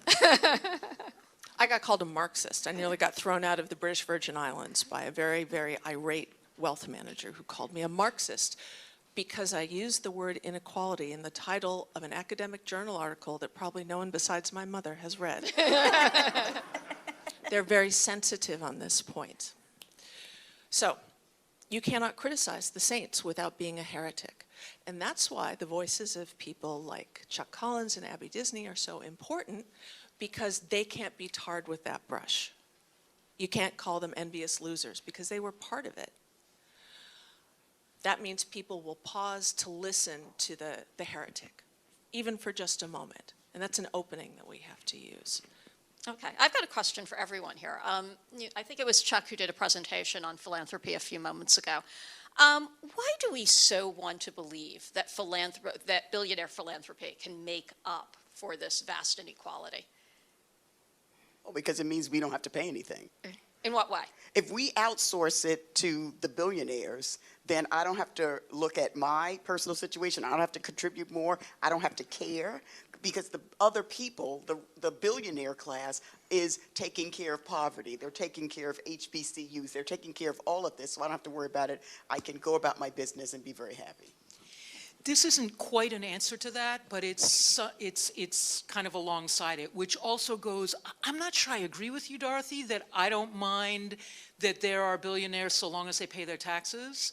The problem also with billionaires making this money and then spending some of it is we're not looking at how the money was made, what got broken, who got hurt, what got polluted, what got, in the making of it, what laws got bent in order to make this money. So, I want to get even a little more radical and say, is it possible to be a billionaire without doing some of that stuff? And if it's not, maybe it shouldn't be okay. Even Biden said it, I think, yesterday, I'm a capitalist, fine to have billionaires. Really? It's a substitute for taxation. The Benioff quote that I gave you before, when Benioff is asked, well, how are CEOs the hero of the pandemic? He tells this story, he loves to tell this story, how, in the first phase of the pandemic, he figured out that there was no PPE for frontline medical workers in San Francisco, so he called up his buddies at Alibaba in China, who he knew from being part of the World Economic Forum, and he identified 50 million pieces of PPE. He got them to put it in the bellies of jets that he got donated by, United Airlines and other powerful companies. He distributed it, fantastic. Now, let's all pause and say, that probably saved some people's lives, right? That's great. But we also have to ask, why are we dependent upon a tech bro to outfit our frontline medical workers in the worst pandemic in a century in what's supposed to be the richest, most powerful country on earth? And part of the answer is that we don't tax rich people. That's why. Brooke, when you were doing your work, your research, did you find Philanthropy came up with the wealth advisors at all? Or no? Or how did it come up if it came up? As reputation laundering. Okay. How would they say that? It's the oblige part of noblesse oblige. Okay. And if I may add, the problem, I'd like to sort of weigh in on what's the problem with elite philanthropy. The problem is it essentially takes us back to feudalism. It denies the existence of public goods and public accountability for the provision of public goods. If we're going to sort of genuflect before the secular saints, you don't hold saints accountable. You don't say, hey, saint, why did you fund this instead of that? That's how democracy is supposed to work. We have representatives or we have direct referenda where we, the people, are supposed to decide what our social priorities are. The billionaires are taking that away from us. They're usurping the power of actual people who are actually affected by all of these decisions, so that we're now dependent on their crumbs and their whims. That's not supposed to be the way it works after all the blood, sweat, and tears shed over creating contemporary democratic societies. People died for us to be able to have the vote. So let's use it, and let's not just give it up to a bunch of allegedly charitable billionaires. And oh, by the way, probably be the last word because we have about less than a minute.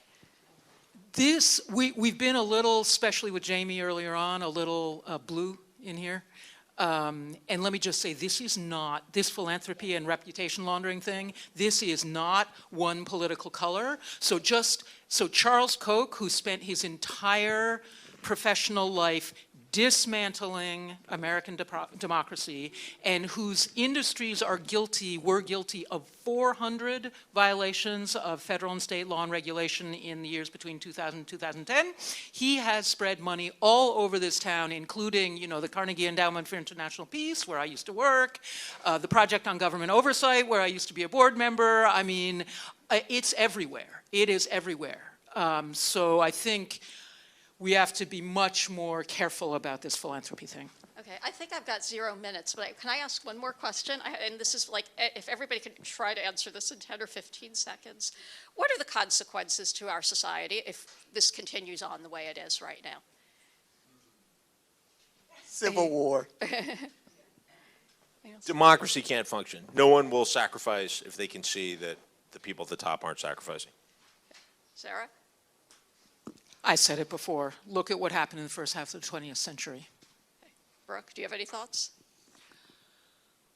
I'm afraid that people who are being oppressed are so ideologically disarmed by decades of capitalist propaganda that basically they won't even fight. There won't even be a civil war because people just roll over and let what generations have fought for be destroyed. That's my biggest fear, is there won't even be a fight anymore. I think there could be. All right, I need to turn this back over, but thank you for being a terrific panel. Thank you for being a terrific audience.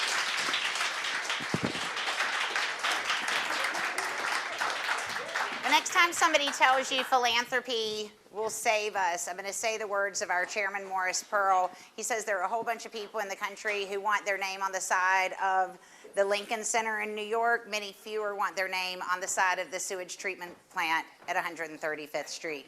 We need sewage treatment plants. So now we're going to take a little spin around. We've looked at the billionaires and what they want. Well, what do Americans want?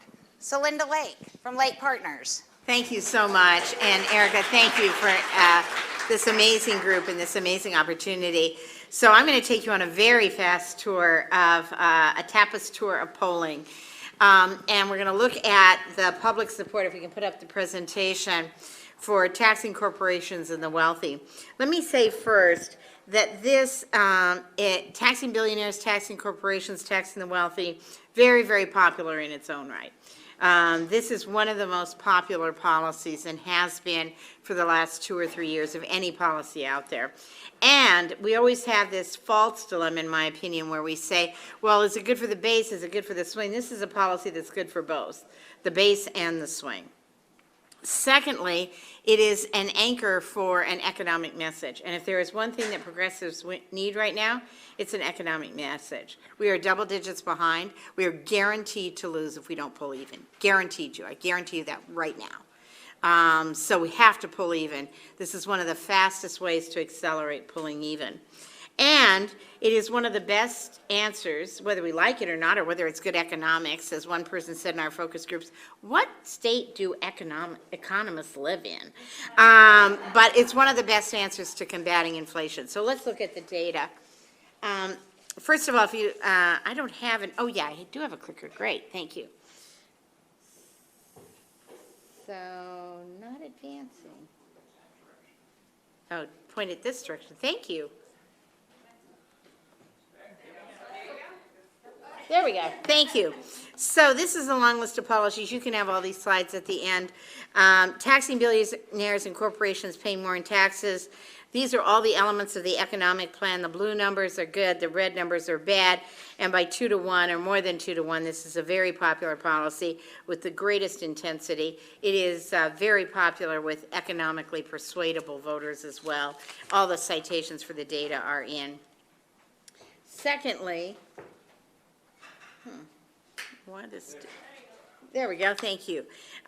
Linking economic populist messaging, we can talk about whether we use the middle class or working people or working families, but the point of the matter is linking this to an economic message puts us ahead 56-44. Right now, we are behind by this amount. So just this messaging puts us 12 points ahead on the economy. Right now, we're 12 points behind on the economy, just saying.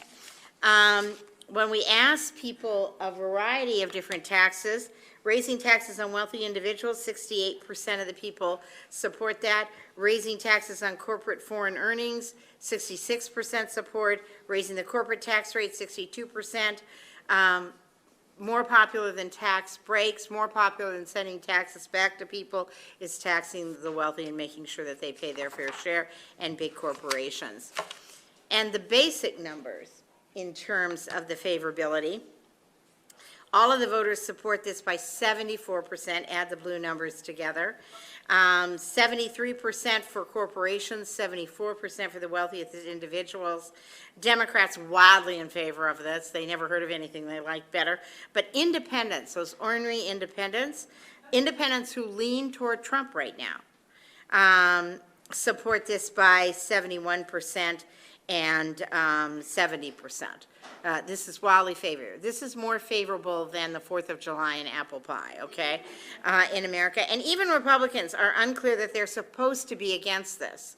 So 59% of Republican voters support the wealthiest should pay higher taxes.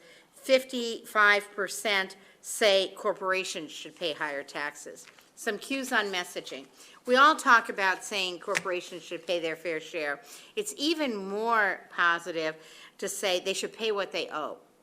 This is what they owe.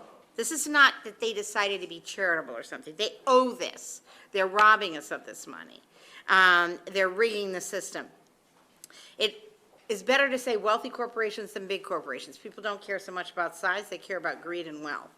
It tests better to say linkage wage and revenue, not just talk about revenue, but talk about what the revenue can buy, and to link it to wages. And the Amazon fight showed this to be true. And finally, it is very important to say what you are spending this money on. It's very, very popular to tax the wealthy and big corporations just for the pure pleasure of doing that. But it also helps a lot to talk about what you are going to provide. And by the way, you want to say what you are going to provide, not what you're going to invest in. People think investment means spend money. It means you might come after me. Provide makes you focus on what you're providing. The three most popular things to provide with that wealthy money: fully funding our schools, quality health care for everyone who needs it, and economic stability for our families. Not a bad formula. It doesn't cure cancer, but other than that, this message does about everything else. Thank you.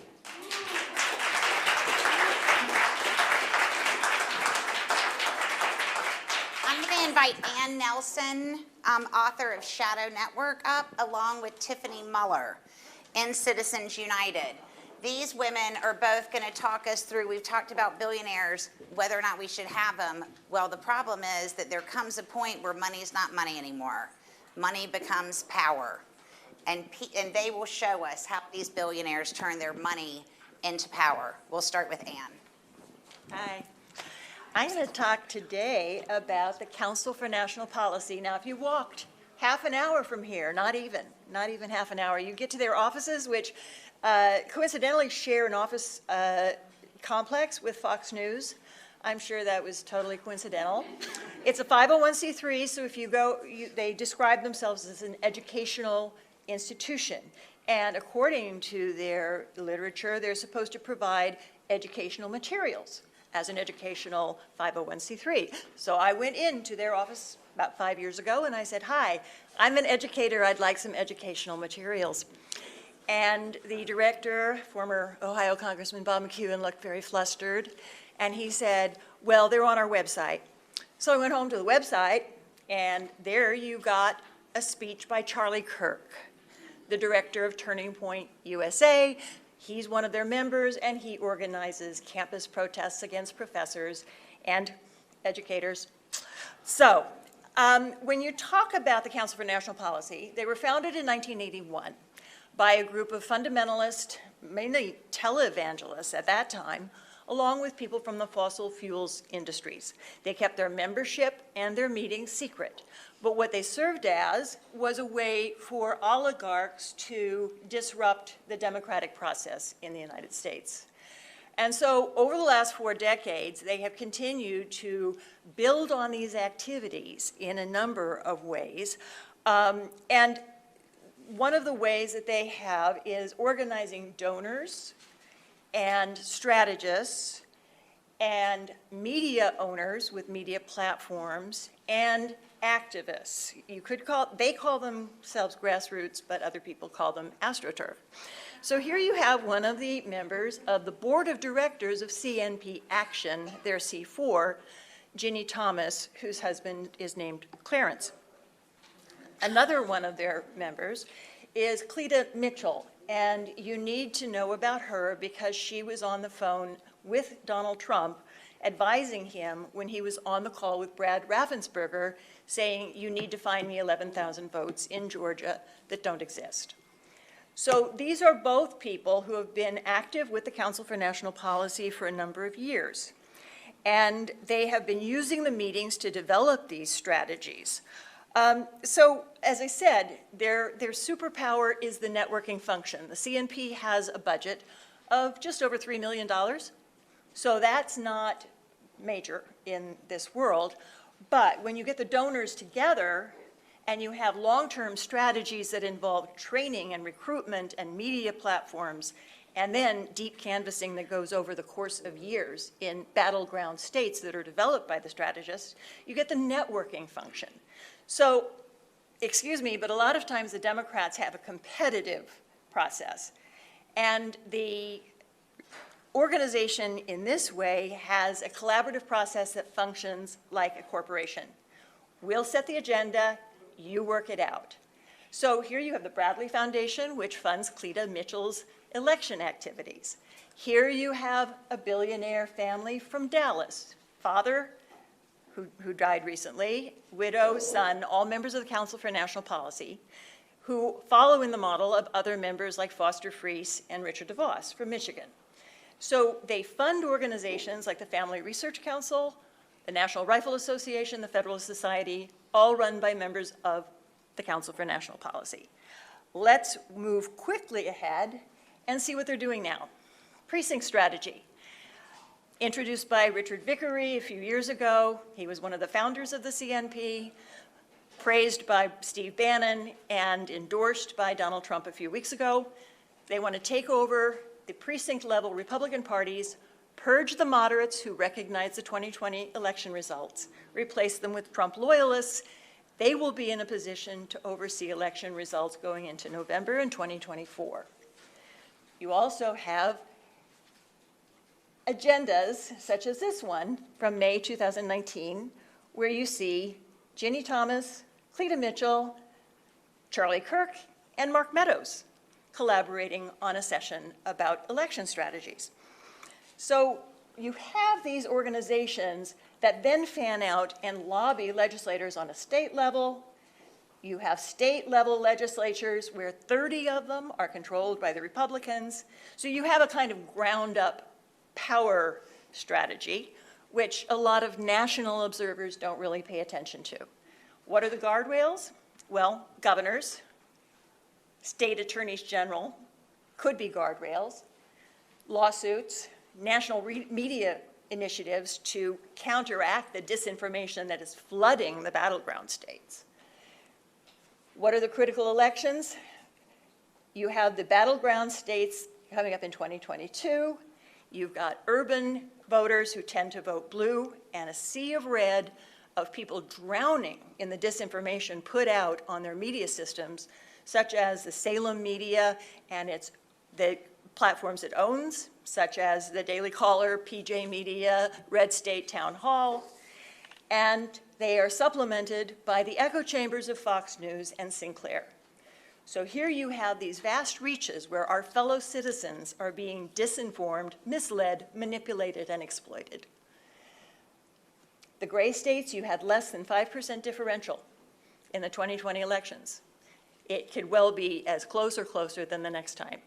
So here's a brief introduction to the Council for National Policy, and if you want to know more, it's in the book.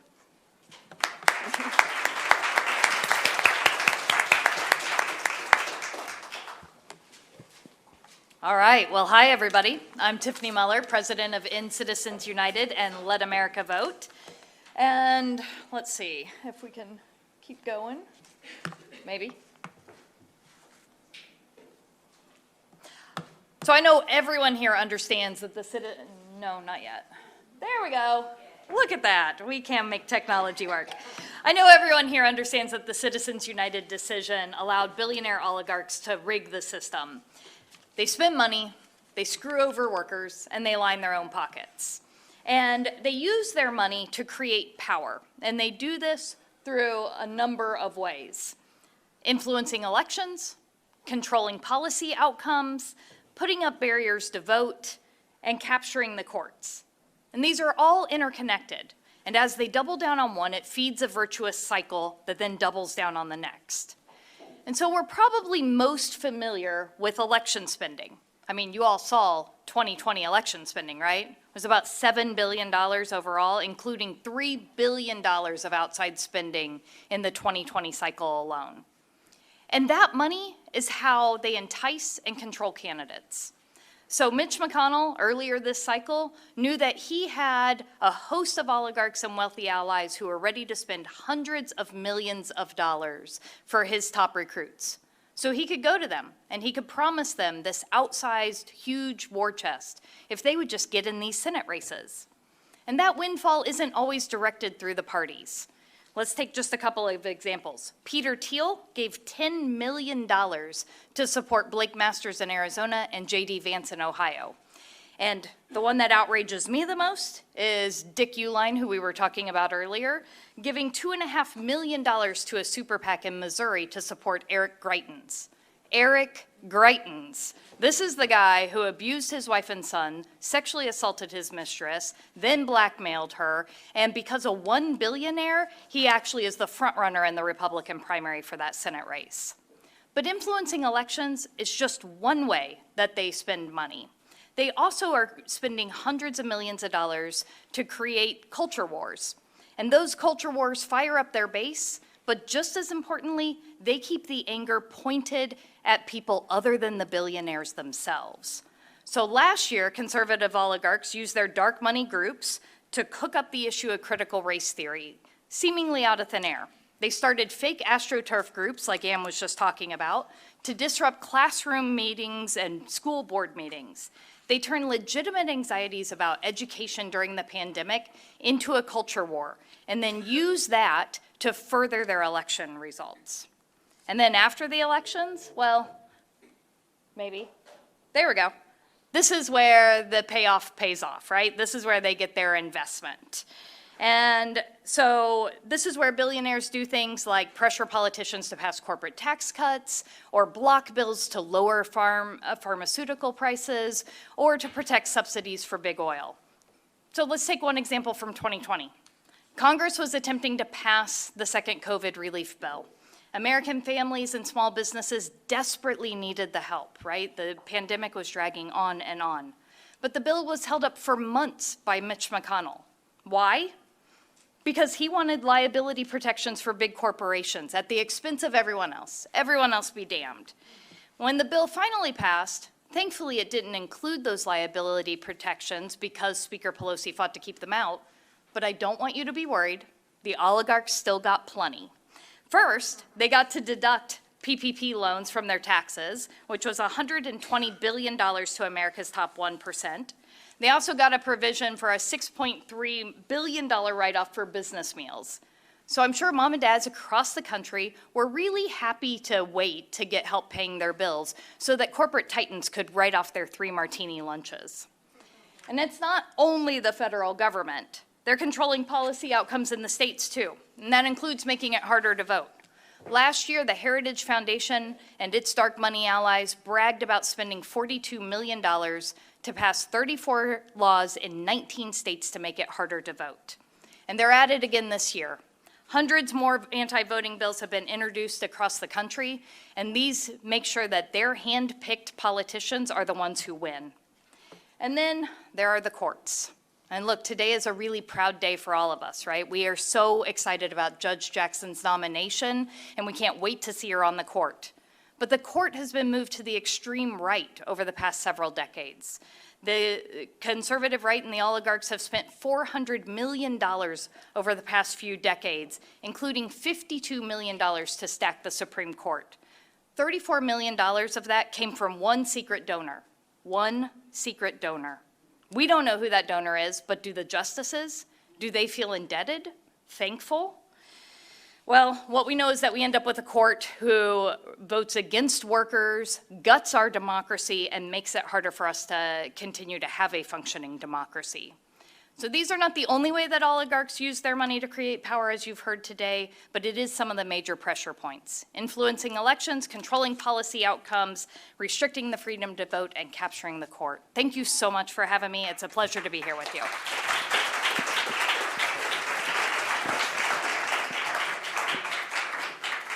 Ladies and gentlemen, filmmaker Abigail Disney.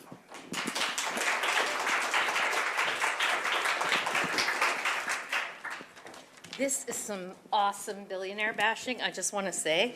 I'm having the best time. F. Scott Fitzgerald famously said, "The rich are different." The rich are different for a reason. This is maybe the most obvious thing ever said, because money changes them. And I'm here to tell you that I've seen it from the inside. Because when I was born in 1960, the Walt Disney Company was a great and successful global company. It was great, it was doing well. But we actually weren't that rich. You know, we kind of lived I shared a bedroom with my sister, and we didn't have, big Rolls Royces or staffs or anything like that.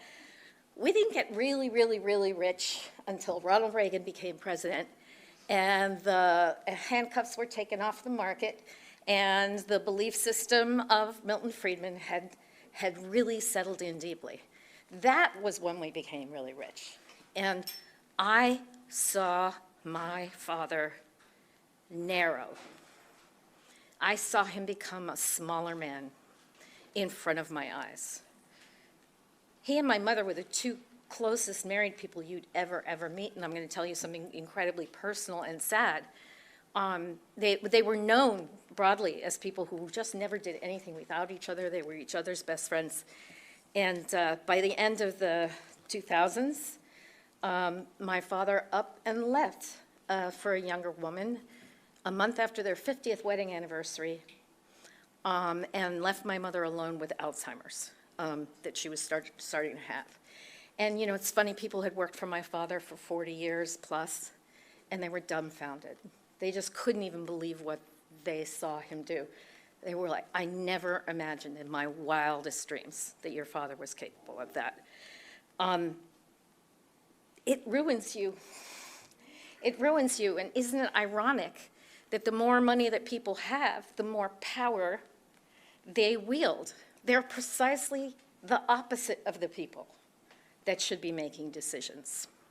So I was kind of going through a list of the characteristics I've seen develop, because it's not just watching my father hollow out, it was watching Davos Man too, because I've spent some time in Davos and TED and the Clinton Global Initiatives, and so I've been in the rooms with the billionaires, and I do sometimes feel like an entomologist, you know, looking at bugs from a very far distance. And so I've tried to describe them for myself, and like it started coming out sounding like the 7 deadly sins. Jealousy. Jealousy. One of the most hallmark characteristics of the billionaire is, but his plane is bigger than mine. But he has more commas than I have. The 4 comma club, they call themselves when nobody's around. Everywhere you look, there's somebody who has more than you do, and that's not acceptable. That is a really, really horrible way to live your life. Gluttony. Gluttony is more, more, more. It leads to addiction, it leads to compulsion, it leads to suffering. And there is a very important connection between addiction as a personal matter and wealth, because I come from a family with 2 alcoholic parents and 3 alcoholic siblings. So I've watched it happen. If you don't know who you are in the world, if you don't know that you're just a mere mortal, there's no way you'll kick your addiction. Ask anybody in the 12-step programs. The first thing they made Betty Ford do when she went to the Naval Hospital was scrub the floor. Because you have to strip away from yourself everything that isn't essential. And you're saying 0 minutes? I'm just getting started. Fear. Fear is a driving factor. The more money my parents got, the more afraid they became of the consequences of interconnecting or interacting with anyone who wasn't already like them, anyone who they didn't already know would be okay. They didn't like getting in taxi cabs. They didn't like getting on airplanes that other people were on. They couldn't handle it, because the more money they had, the more they had to lose, the more they felt people were trying to take for granted and to take from them. Coveting. It's the 7 deadly sins. But the rates of divorce among wealthy people are insane. And just have a look at People magazine, because there's always a lurid story about a wealthy family where the dad left the mom. I just told you one of them. But the other thing that comes from that is suicide. Suicides among wealthy people are incredibly high. They're almost as high as the suicide rate among poor people. There's something also I call anagnosia, which is the willed unknowing of things. The choice not to see, not to know, not to connect. You can tell them a piece of information. I've had this happen with my dad. I called him the Pillsbury Doughboy.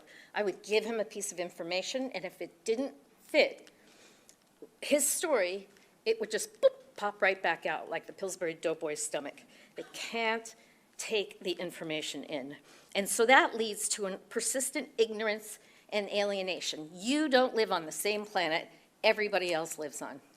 You need a special entrance and a special exit. You need a private airplane and a private bar.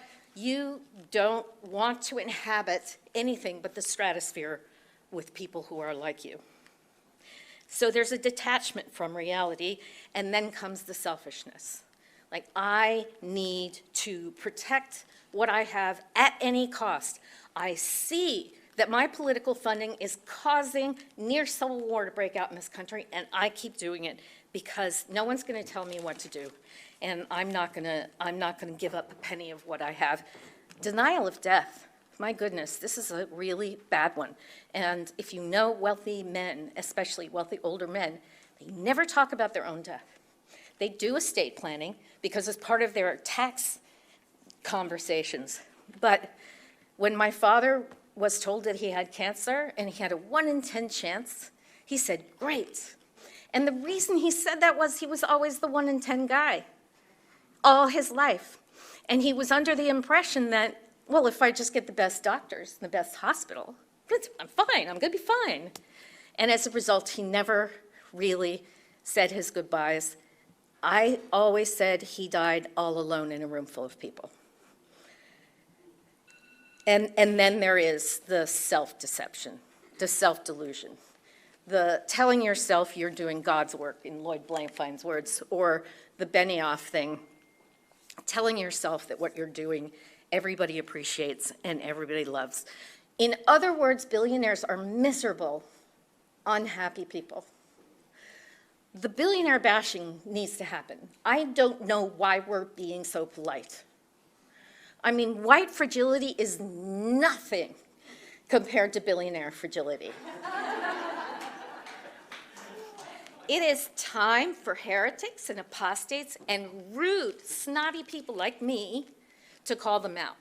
I mean, I have broken the ultimate rule in the film that I made, which was to personally call out Bob Iger for making himself a billionaire on the backs of his workers.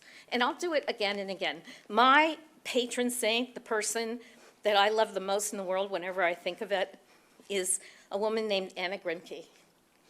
Anna Grimke was born to a slave-owning family in South Carolina, perhaps one of the wealthiest slave-owning families. She was given a slave her own age at 3 years old, who was expected to sleep outside of her, so her slave was 3 too.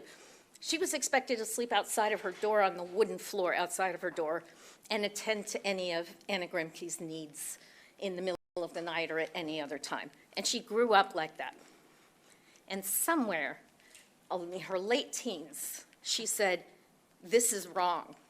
We never, ever hold those stories of people who had the good sense to say, no, no, no, no, this is not okay. I know everybody else is saying it's okay, but it's not okay with me. And she basically said to her parents, fuck your slaves and fuck your inheritance, I'm leaving. She went north to Boston and she became an abolitionist. I don't think we've ever lived in a moment where it's been more important to be rude, to be mean, to tell the truth, to call out the people close to you that you love. And how many times have I had it said to me, but Bob Iger is a nice man. So the fuck what? I'm sorry, cats are nice, you know? It doesn't get you into heaven to be nice, it gets you to purgatory. Like if you want to go to heaven, you have to make an effort and maybe give something up and maybe notice somebody else's suffering and maybe take that on and see that it has something to do with you. Living in the stratosphere is a great way of saying to yourself, yeah, but I'm up on my cloud and that suffering down there has nothing to do with me. I have never seen the same journalist cover the CEO pay ratio who also covered the labor issue. Why is our business press thinking those things are separated? They're totally connected. $66 million in 1 year, in the same year that he knew people couldn't put food on their tables. Like, how do you sleep at night? Right? So those of us who know and hang out with wealthy people, there's a lot of nodding politely. There's a lot of just letting people say what they say. And I say, well, you know, that's over now. I don't think we need to do that anymore because while the society chose to deify the billionaires listened to that and began to deify themselves. And we need to disabuse them of the notion that they have nothing to do with any of the problems out here. We need to turn our attention to the people who are trying to live in this world on not enough food, on not enough sleep, on no health care, on no transportation, on no hope for their children's future. Like, those are the people we need to start caring about, the 3-year-old girls sleeping outside of your door on the hardwood floor. It's time. And so this is our job. As patriotic millionaires, we need to choose to change the people in our class. And part of the way we need to do that is by taking their faces and just pounding them with the truth, right? Because you can't watch those folks in my film and not embrace the truth of what is going on in this country. It needs to change fundamentally, and it won't change until we change these people. We'll do it by law, but we'll do it by norms, we'll do it by attitudes as well. So that's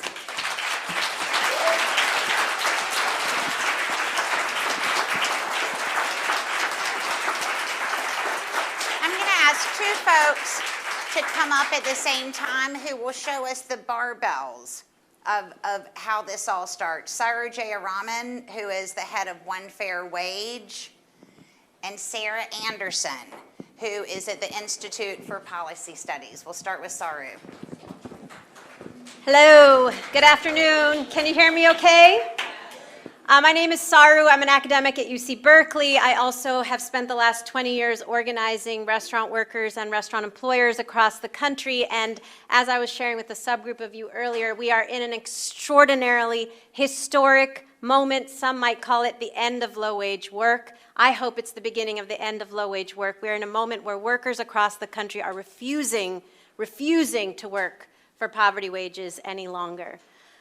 So I have been organizing restaurant workers for 20 years, also writing books about them. What we know is that the restaurant industry has been the largest and fastest growing private sector employer in the United States for decades. It was 14 million workers prior to the pandemic. That was 1 in 10 American workers. There's no greater epitome of an oligarchy than the CEOs of restaurant corporations that lead the National Restaurant Association, maintaining the $2 wage that exists in our industry and comes straight from emancipation.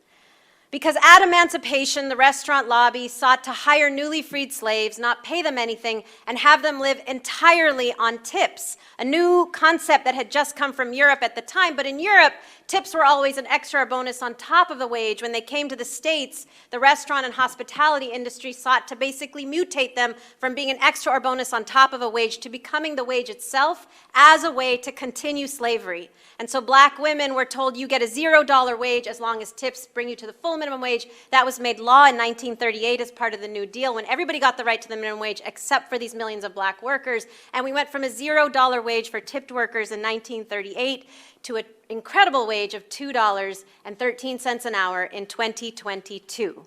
And 43 states in the United States and the District of Columbia persist with this legacy of slavery. 4 out of 5 states in the US, it is $5 or less. It is a whopping $5.05 here in the District of Columbia.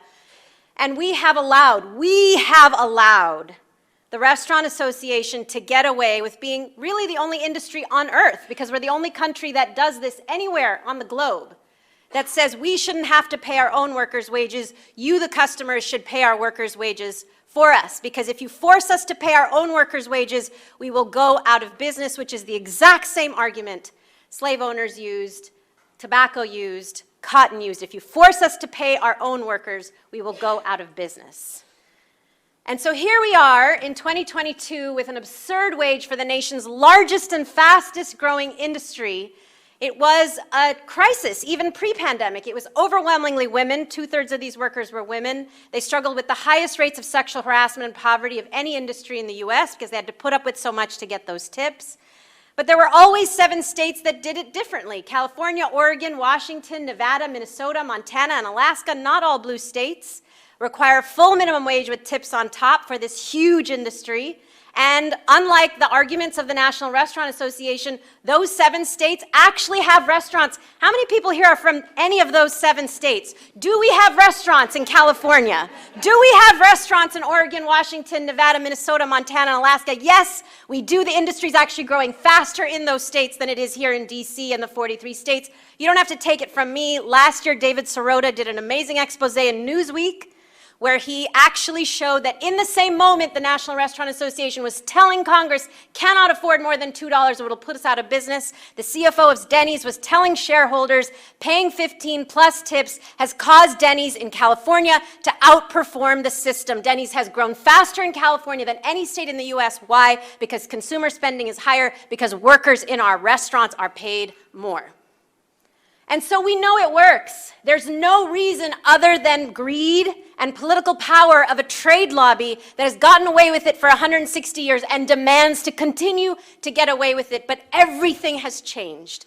Everything has changed with the pandemic. Pre-pandemic, this was a very tough issue. We kept winning it everywhere we put it on the ballot because, as many of you know, in the history of the US, you've never put minimum wage on a ballot anywhere in the country and failed. It has won everywhere it has ever been on the ballot because people in America, red and blue, overwhelmingly agree that when you work, you deserve to be paid a full wage. That is why we ended slavery. That was actually the reason we ended slavery. So the fact that we are still arguing over whether these workers should be paid or not by their employers is a very, very delayed, antiquated, outrageous argument to even be having. And so here we are. The pandemic made this issue, as difficult as it was to fight, much more winnable. Because during the pandemic, 6 million restaurant workers lost their jobs. 2/3 of tipped workers were told they earned too little to get benefits, to get unemployment insurance. They went back to work in the summer of 2020 when many of us enjoyed outdoor dining for the first time. They found tips had gone way down because sales were down. And customer hostility and sexual harassment went way up when our industry already had the highest rates of sexual harassment of any industry. Thousands of women were asked, take off your mask so I can see how cute you are before I decide how much I want to tip you, which changed the issue into a life-threatening issue. But the breaking point was when they were asked to enforce social distancing and mask and COVID vaccination card rules on the same customers from whom they had to get tips, and that was it. 1.2 million workers have left the industry. 1.2 million workers have said, take this wage and shove it. And of those who remain, 54% say they are leaving, 80% say the only thing that would make them come back is a full livable wage with tips on top. And in response, the most historic thing has happened. Thousands of restaurants across the country, and we've been documenting, we've been looking at job postings in ads all over the country, huge database we've created, thousands of restaurants that previously said I can never pay more than $2, $3, $4, $5, now paying $15, $20, $25, $30 an hour plus tips because it is the only way to get workers to come back. And the political landscape has changed as well. Here in Washington, D.C., we put this issue on the ballot. Many of you remember who are here. In 2018, we won it. The City Council overturned it based on huge vitriolic campaign from the Restaurant Association. Filed it again November 2021, just a few months ago. The day we filed it, the head of the DC Restaurant Association calls, says, we're not going to fight you. A lot of our people are already paying this, and no brand can afford to publicly fight wage increases in the same moment that we're desperately looking for staff. And so we decided to take this and go national. Even if we can't do it in Congress right now, we are moving this in 25 states by the United States 250th anniversary. It is the 250th anniversary of the Declaration of Independence in 2026. And we want to ask all of you and the country, what kind of nation do we want to be in our next quarter millennium? Do we want to be a nation that carries these legacies of slavery into our next quarter millennium? Or do we actually want to finally let them go and move to a world in which we actually pay people the wages that they deserve and that they are demanding right now to come back to work? And so we are kicking off this 25-state campaign in Michigan, where workers are owed this. This was 400,000 signatures collected in November in 2018. Republicans who control the legislature took it off the ballot, made it law, declaring we are doing this to keep people from voting because we know this will drive working people to the polls. We promised to pass it and then gut it after the election. So they did that, and we're coming back. We're putting it on the November election, and it is an incredible project that can actually serve multiple purposes. It will get people back to work. It will let restaurants reopen. It will drive 1 million people who are going to get a raise to the polls in a very important election year in Michigan that has implications for 2024. And we're doing this in states across the country this year and 2024. And I just want to close by saying it has taken 160 years and 2 pandemics for workers in this industry to finally say, enough is enough. We refuse to work for tips. We refuse to work for $2. And so the question is on us, will we take advantage of that moment and end low-wage work? Because we can. It is actually within our sights. Or will we ignore it and let the likes of the oligarchs who run the Restaurant Association, unfortunately too many of our Congress members, run our wages in this country? Thank you.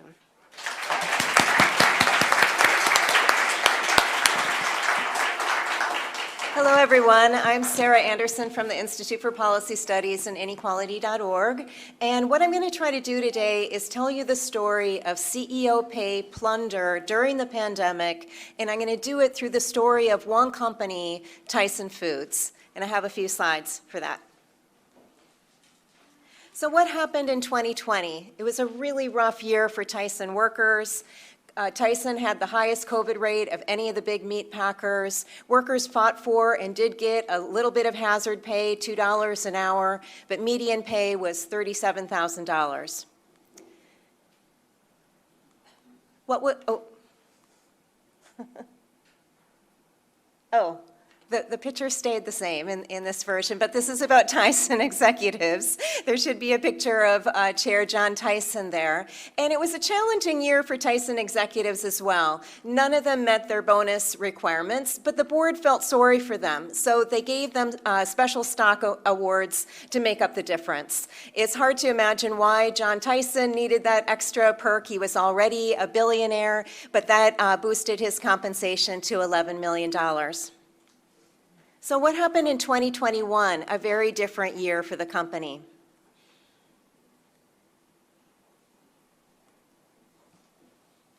Beef prices skyrocketed 20%. Tyson's profits went up 48%. What about median worker pay? 7%, on par with inflation. At least they didn't lose ground that year.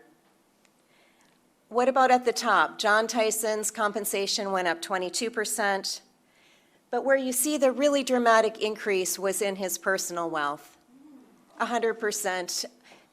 Before the pandemic, he was worth $1.5 billion. As of February this year, he's worth $3 billion. All of his stock-based wealth, as well as the wealth of other executives and shareholders, was boosted by spending on stock buybacks, which inflates the value of shares. So I tell the story of Tyson because it's really a common story throughout corporate America. In the first year of the pandemic, they bent over backwards to protect massive CEO paychecks while workers on the front lines were struggling. In the second year, they further inflated CEO pay by jacking up consumer prices and blowing money on stock buybacks. The good news is there is momentum to crack down on excessive compensation. We can do it in a number of ways. We could do it through legislation, through tax policies and restrictions on stock buybacks. We could also do it through executive action. The president has the power to put conditions on federal money going to companies through contracts and subsidies. We've had enough of subsidizing excessive CEO pay. He has the power to do something about it. Thank you.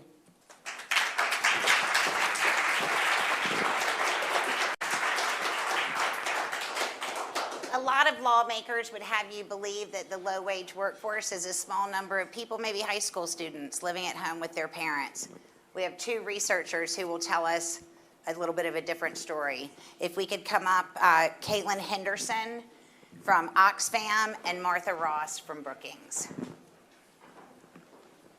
Thank you so much. It's such an honor to be here. So I want to give a bit of an understanding of who the low-wage workers are in this country. I'm very honored to have followed some of our Oxfam's partners that just spoke from inequality.org and One Fair Wage. So let me take a look at a few slides we have, see if this works. No? Can we get our slideshow up?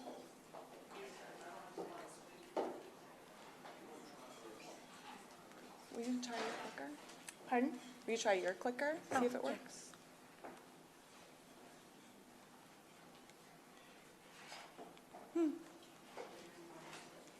What? Do they have Martha's? Do they have Martha's? Oh, great. Okay. So about 2 weeks ago, Oxfam released a new report called The Crisis of Low Wages in the U.S. And really what we want to do is take a look at who are low-wage workers in this country. So nationally speaking, there are almost 52 million people in this country, workers in this country, that make less than $15 an hour. And what that means is about a third of all workers in this country are making less than $15 an hour. So if you were to look left and look right in this room, if this were a room of average workers, one of you would be essentially living in working poverty. $15 an hour is the equivalent of around $31,200 a year. That is before taxes. We are currently in a moment of historic inflation. It is at the highest rate it has been in 4 decades. And so one person alone cannot live on that wage, much less a family. And yet, according to our data, 57% of the workers making less than $15 an hour are single parents. So this is a huge problem. The other thing to bear in mind is there's a very common misconception that people who are making a minimum wage in this country or less than $15 an hour are teenagers. That's not true. In fact, 89% of people making less than $15 an hour are adults.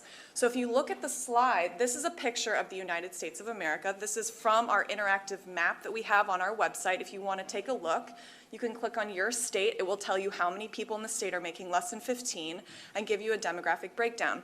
So the darker the color, the higher the proportion of people making less than $15 an hour. As you can see, the South is a little bit of a darker color. Proportionally, more people in the South are making less than $15 an hour. Why is that? In the South, for the most part, those states have not created their own minimum wage policies, so they are relying on the federal minimum, which is $7.25. It has not changed in 13 years, and in those 13 years, that wage has lost 21% of its value. So let's think about the workers through a couple other of lenses. Let's focus on race. In this country, 47% of black workers are making less than $15 an hour. This is insane. This has everything to do with the history of the minimum wage law in this country. When it was created in 1938, there were certain workers who were excluded, as Saru was mentioning. Those workers were domestic workers, agricultural workers, and restaurant workers. Now, when that policy was passed in 1938, who were the workers that were domestic, agricultural, and restaurant workers? They were black workers, especially in the South. So the racist legacy of the minimum wage law continues to echo even today. So let's keep going. So when we're thinking of Hispanic or Latinx workers in this country, 46% of Hispanic and Latinx workers make less than $15 an hour. My colleague Martha is going to talk a little bit more about the workers themselves and their industries that they represent. But let's remember that a lot of low-wage workers in this country were and continue to be essential, and they are the reason that we were all able to survive this pandemic. So moving beyond race, let's talk about gender. 40% of women in this country make less than $15 an hour. That is compared to 26% of men. But it gets even more drastic when we're thinking intersectionally, which is to say thinking of class, race, and gender. 50% of women of color in this country make less than $15 an hour. And if you look at this map here, you'll see that there are over 20 states in which more than 60% of working women of color make less than $15 an hour. This is absolutely unacceptable. This has everything to do with occupational segregation. This has everything to do with the way we don't value workers in this country. And this has everything to do with the racist and sexist legacies of minimum wage laws that exist in this country. So let me pause and pass it to my colleague who's going to give us a better idea of who these workers actually are. Oh, thank you. Oops, sending it the wrong way.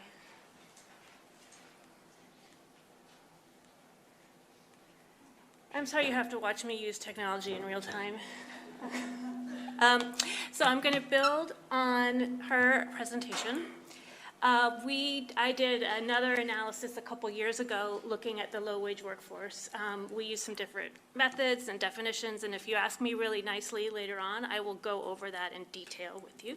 But we came up with a pretty similar number, more than 50 million people between the ages of 18 and 64 earning low wages. And when I say low wages, I mean low wages. The median hourly wages were $10.22 per hour.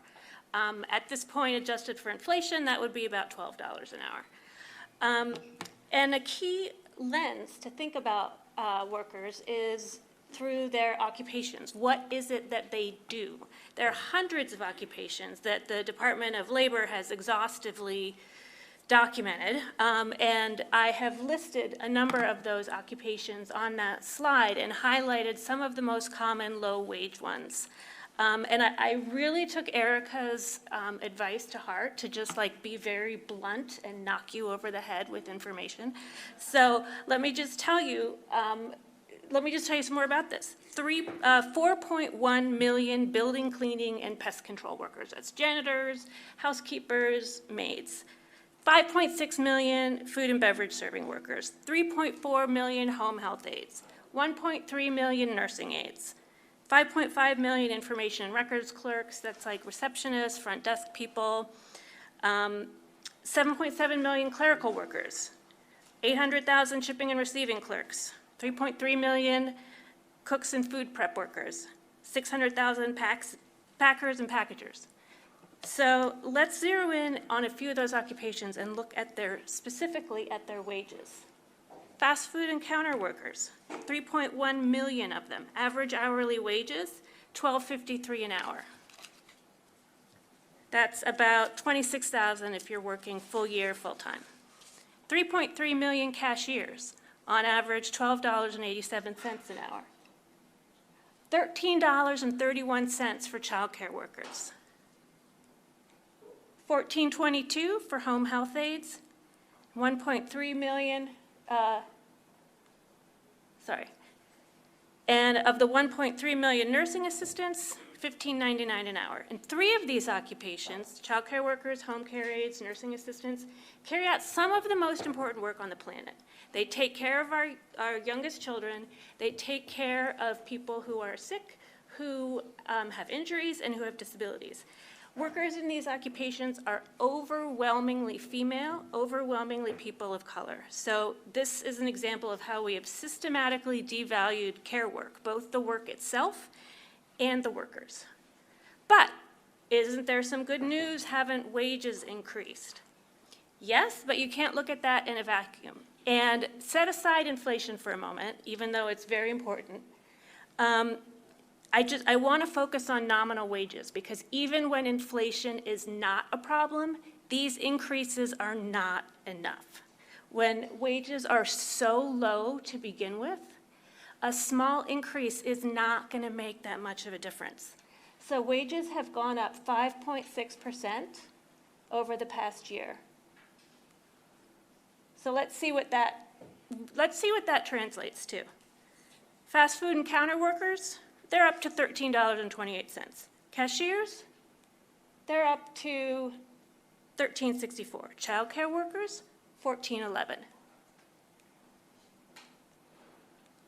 Housekeepers, $15.07. Home health aides, $14.91. Nursing assistants, $16.95. So these are not huge raises when you compare it to cost of living, housing, transportation, healthcare, childcare. The bottom line, wage growth on its own is not the right measure. We need to compare it to the cost of living and ask if what people earn is enough to cover themselves and their families with any kind of dignity. And lastly, we need to think about our economic development strategies. What types of jobs are we creating and how much do they pay? And to whom are they available? Some research from some of my other colleagues at Brookings and at the Federal Reserve show that there are just not enough jobs that pay decent wages that are available to people with less than a bachelor's degree. The majority of our labor force has less than a bachelor's degree. So it's like a cruel game of musical chairs. In our low-wage worker research, we found that we looked at 400 metropolitan areas across the country. The share of low-wage jobs in a given region ranged from 1/3 to 2/3. So imagine trying to work your way out of a low-wage job when you look around. 2/3 of the jobs around you pay low wages. Like this is not only on the workers, this is on the jobs. So regardless of whether the unemployment rate ticks up or ticks down or what's going on with the stock market or whether there are marginal increases in wages, we need to focus on workers and worker well-being, because if we don't face the reality of the labor market, we cannot make it better. Thank you.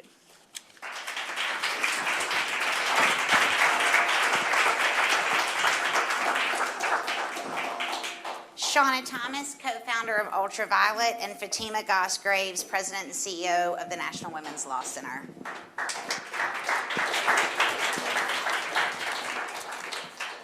Hello.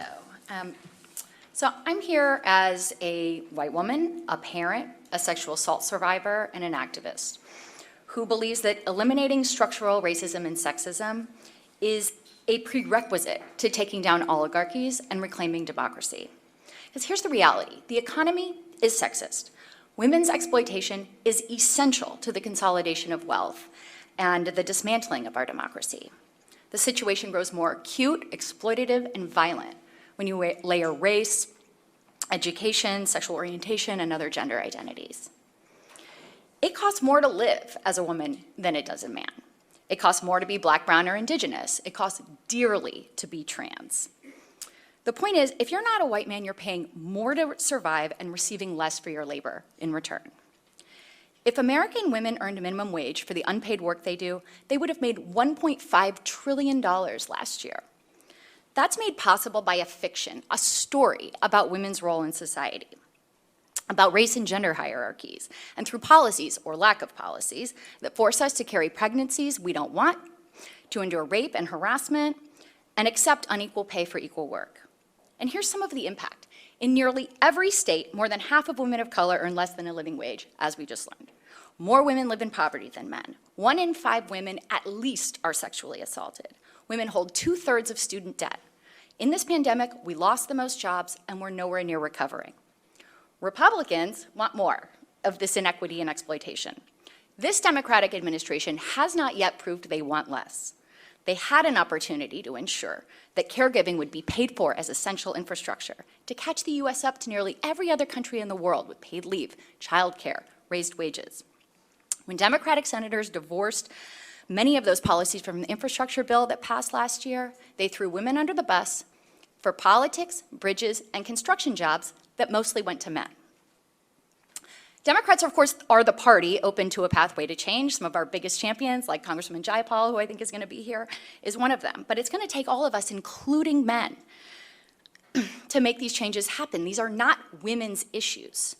They are everyone's issues, though it's clear they harm and are designed to harm women of color the most. So let's tax the rich, break up concentrations of wealth, monopolies, big tech and big media, empower unions, raise the minimum wage, create public options to compete, and also understand that sexual violence, sexist and racist disinformation promoted by social media platforms, abortion bans, these are the weapons of oligarchs and the right to stop those structural interventions from being successful.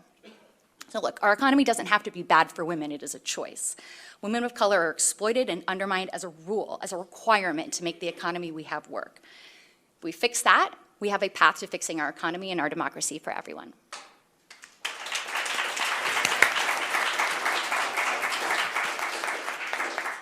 So I thought I was going to be late for this because I spent most of my day today in the Senate Judiciary Committee hearing room as they were preparing to take the vote on Judge Ketanji Brown Jackson. And I sat and tried to be as still as Judge Jackson was in the face of outrageous tropes and ridiculous allegations and distortion of her record. And I have to say, I probably was not as still as she was. But that sort of behavior that we saw 2 weeks ago and today, it was not new, was it? Really from the start of the grand experiment that we call the American democracy, women, and very particularly Black women, have had to negotiate for power, for justice, for equity, and sometimes in the face of what the senator called jackassery. It was almost actually 250 years ago that Abigail Adams had a quote in a letter to her husband that I hold on to dearly. She said, "Remember the ladies and be more generous and favorable to them than your ancestors. And then she warned that if particular care and attention is not paid to the ladies, we are determined to foment a rebellion. And we will not hold ourselves bound by any laws with which we have had no voice or no representation. So they didn't really remember the ladies, yes. And the women in this country have been counted out in a variety of ways ever since. But at the same time, women in this country have always been fomenting a rebellion. And sometimes that comes in whispers, and sometimes that comes in shouts, and in modern times, maybe it sometimes comes in hashtags. But today, our world has been thrown into the unprecedented public health and economic crisis, and it is those brave voices that are needed as never before. And I believe, once again, women must rebel. You see, it's because, as you've heard from our last few speakers, that women have been on the front lines of this pandemic. And it wasn't just that they chose to suddenly be on the front lines of the pandemic. Long before the pandemic, women had long been over-concentrated in the jobs that everyone deemed essentials, whether that was making up 75% of hospital workers, or 80% of psychiatric and nursing and home health aides, or 93% of child care workers, or 66% of cashier and retail workers and people working in grocery stores. They were also the staff at the early learning centers. They were the staff at the schools, at the human resource offices, at the community service centers that shut down quickly. So the pandemic merely revealed that the ongoing problems faced by low-wage workers, and who you have heard, the vast majority of whom are women, including poor working conditions, that it was there before. So I know I'm out of time, just going to tell you 3 more things. Just last week at the National Women's Law Center, we released a poll that tried to understand how women are faring now in this pandemic. What we found maybe doesn't surprise any women who you have bumped into, but I'm just going to tell you anyway. We know that many do not feel that they have returned to where they were in February 2020. They haven't returned to where they were in February 2020 financially. Their mental health is suffering greatly, and they feel like they are barely hanging on. We also know that for mothers, it's harder. Nearly 1 in 5 mothers and more than 1 in 4 with children under 5 years old said they stopped working whenever their school closed or child care centers closed. Some just did not return. And the people who have come back the most despite those closures, it's been Black women. That shouldn't surprise you, because it is always Black women who have had to somehow figure out to do the impossible, which in this case is literally working and caregiving at the same time without the system of support. So I will just end by saying that, because that was all negative news, I'm just going to end by saying the country could make different decisions. These are choices. These are policy decisions to not have had the care infrastructure we needed even before the pandemic. We can make different choices on the other side around the wages that women make, around the conditions of their jobs, and around the sort of care infrastructure that makes it possible for people to actually work and engage in care. So thank you.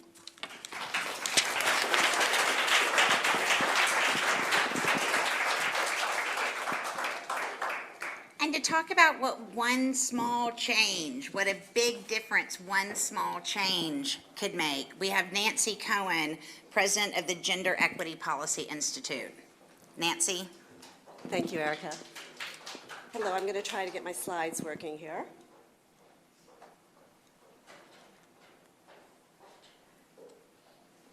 Can you put up the first slide?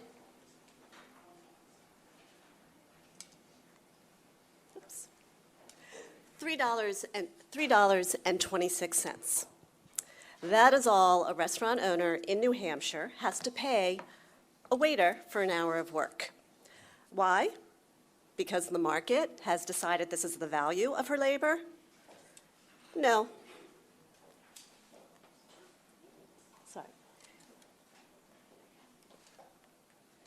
It is the direct legacy of race and gender discrimination written into law. We've talked about this. There's a real through line in this section. When the minimum wage was created during the New Deal, powerful industries and Southern congressmen made sure that it didn't apply to nearly all black workers and nearly all women workers. 5 years after the minimum wage went into effect, 2/3 of women were still earning wages far below the very low minimum wage at the time. I'm Nancy Cohen. I'm a historian, author, and president of the Gender Equity Policy Institute, a nonprofit think tank. At GEPI, we focus on data-driven analyses of the gender impact of policy. We analyze policies that affect women, but also we really focus on policies that aren't necessarily seen as gendered.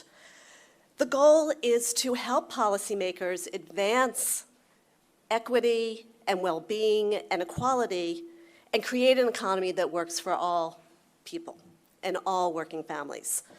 So I'm here today to talk about a study we released today and highlight the incredible benefits to working people from just one small change. Partnering with patriotic millionaires, we conducted analysis of the tip minimum wage in New Hampshire. New Hampshire prides itself on its live free and die slogan, keep the government out of our business. They might think twice once they see the data on this. So this is not that slide. This is our report. It's on our website at thegepi.org. It's in your conference materials.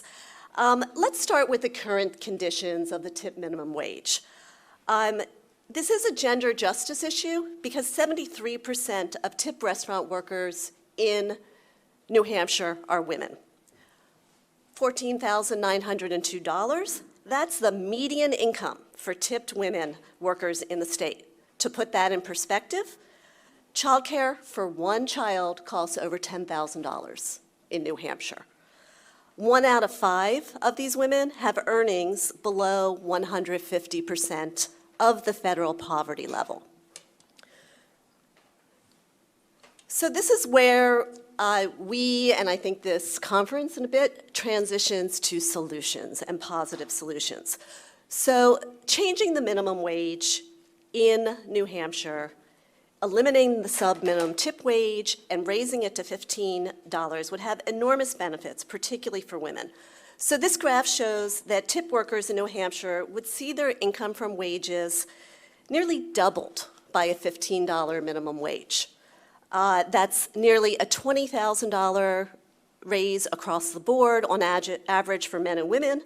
For a typical women waiter, and most of these workers are waiters or bartenders, that means her income nearly doubles to about $40,000 a year.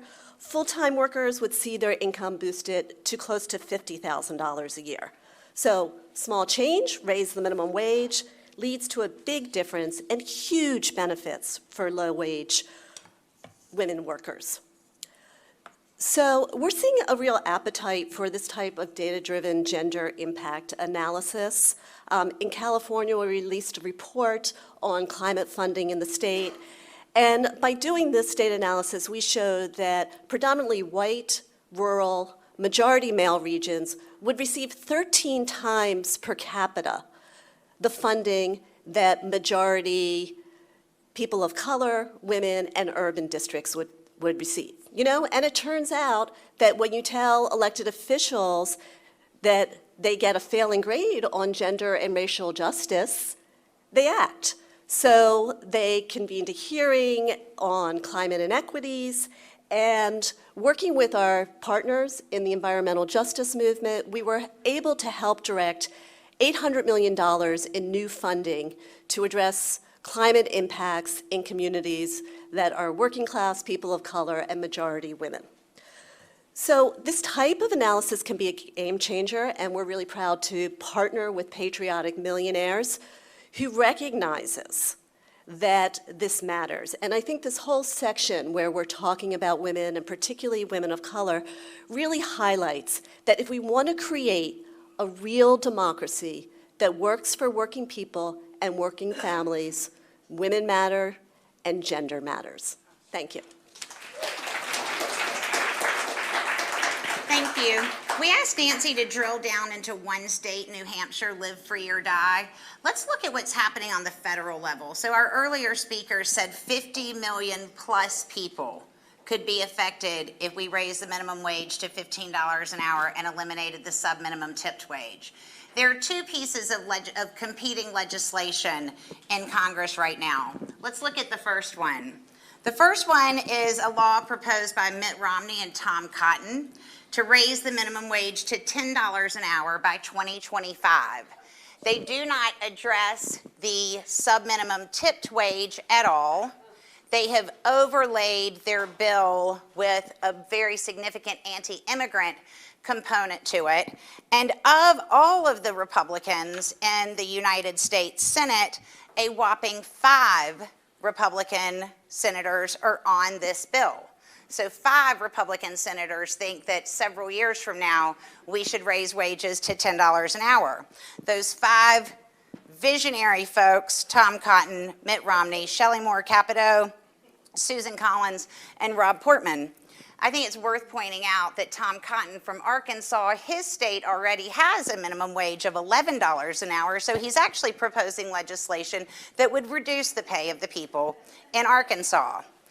The Democrats are quite a bit better. They have a bill in front of them to take us to eliminate the sub-minimum tipped wage by 2025. Unfortunately, as Democrats are wont to do, they can't seem to find an agreement. So there are currently 8 Democrats who refuse to put their names on the bill to raise $15 an hour or to propose an option of their own.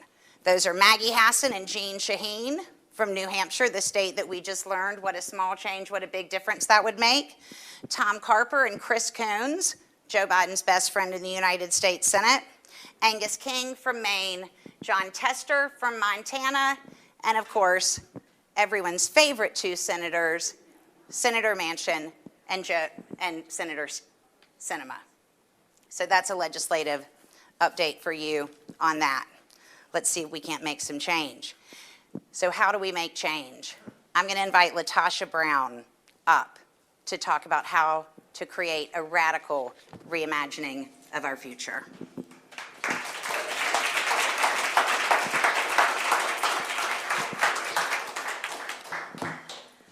I know I've been changed. I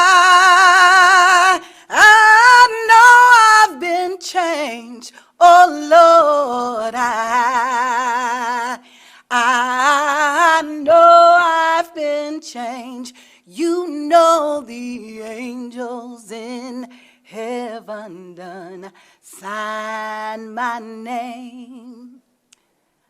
I wanted to start in that spirit for a variety of reasons. Oftentimes, what we think really is powering a movement is strategy, when it has always been spirit. It has always been the spirit of people to make change. It has always been the spirit of us to be resilient, to uprise, to challenge those who are in power and abusing those power that brings about the kind of justice that we seek. It has always been the spirit of love that has been able to trump hate. Right? It has always been the spirit of those that were able to see humanity in the midst of all those other things, from racism to sexism to homophobia.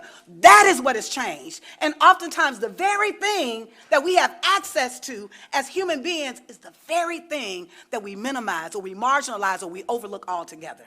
And so I wanted to start in that because I am from a people who were not even considered human beings. That I am from a people that literally we would consider less than what was called in chattel slavery, less than human beings. And yet our human spirit continued to shine in the midst of that. And as a result of that, here I stand. And so I raise that because I'm standing here at a space and a spirit of possibilities of what can be and what is possible when we radically reimagine what our future could be. And so what I want to do is I want to offer you all the opportunity to imagine with me. So I'm going to ask you to close your eyes. If you can close your eyes and get centered. And so my first question to you, and I want you to hear this question from your spirit, not from your head. Get out of your head, because we're heady people. I want to ask you, what would America look like without racism? Sit in it. What would America look like without racism? What would America look like if all human beings felt valued and respected? I didn't say you had to like them. Valued and respected. Now open your eyes. I know I don't have that much time. I do this everywhere I go, and it's intentional. I will ask you all, how many of you have ever been asked that question before? Look around the room. And I'm raising that not as a point of judgment, but I'm raising it as a point of reflection. How in the world will we ever create an America without racism where we're not even envisioning the possibilities of what it could be? And so I say that to you because I want us just to think, what has ever been brought into existence in the physical world that wasn't first envisioned? Name one thing. This pen, this paper, someone had to envision it. And I'm saying this because we're really not serious in this nation about eliminating racism, because we have limited ourselves to responding to what already exists instead of radically reimagining the possibilities that could exist when we're tapping into our nation's greatest asset is our people. And so I'm raising this in this moment that, yes, I can come up here and give you data about what's going wrong in the South. I can give you data about what's happening in Georgia. I can give you data around what's happening right now in this very moment. There's a supremely qualified black woman that is actually right now is about to get out of the committee as a Supreme Court to be the next Supreme Court justice. And I want to put this in perspective. Out of 233 years, there's never been a black woman. Out of 115 justices, 108 have been white men. In addition to that, 43% of the justices that are sat on the bench have never been the judges, and you have the audacity to say that this woman isn't qualified. That is what racism looks like. And so I'm raising this, not as a complaint, I'm raising this, that we're going to have to, if we want an America that is different, it is going to require us to be different. I started with the conversation and the call around, I have been changed, because it's not about how we're going to change the Democratic Party. It's not about how we're going to change the Republican Party. It is going to be, how are we going to change ourselves? And fundamentally, if we don't change the way that we value human beings, right, we will continue on this fake hamster wheel that we are dealing with racism without uprooting the tree of racism that feeds the branches. And so as I'm raising this, the good news is that we have the opportunity to make that difference. And so I know I only have 3 minutes, so I'm going to be real quick around 5 things of what I think we can do right now. The first thing is, I call this my V strategy, right? Just like you had the vagina monologues, I'm calling this the V, the victory strategy, right? And there are 5 Vs that I'm going to go quickly. The first V is, we have to have a vision. If we're not envisioning an America without racism, without sexism, without poverty, we have enough resources in this nation right now that every single human being could be taken care of with dignity and respect. What is so terribly wrong with that? So one, we will never get there if we're not envisioning. So the first thing we have to do is we have to have a vision. We have to have a vision of the America that we desire and we deserve, not to continue in this cycle of this next 3 years or this next 5 years.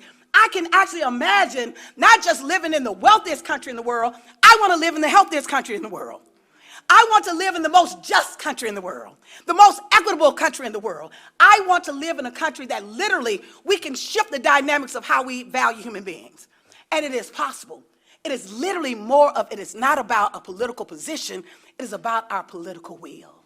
And so that is going to be driven by a vision, a higher vision than what we see right now around what's the possibilities, which means we're going to have to sit in this question around what would America look like without racism. We're going to have to sit in the question around what would America look like if all human beings felt valued and respected. The mere fact that we call other human beings aliens, how dare we?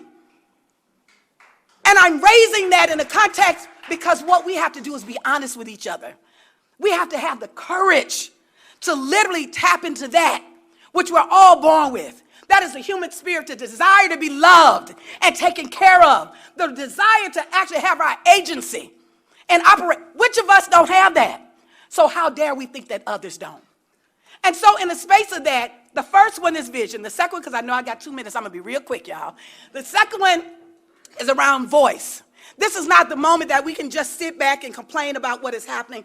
This is the greatest opportunity, and I sincerely say this in my spirit. This is the greatest opportunity for us to really change this nation. You know why? Because we're forced to sit in the discomfort of what we see that has always been here. And one of the things that I loved, Abby, about the film you had the film that you showed, is that part of it is there was this idea, and part of one of the workers said, you know, Disney had this particular kind of belief around how you treat its employees, right? And it held that, and we uplift that, and we want to cover that, right? But the truth of the matter is, Black people and Jewish people were left out of that process. So what we see that was perfect was never perfect.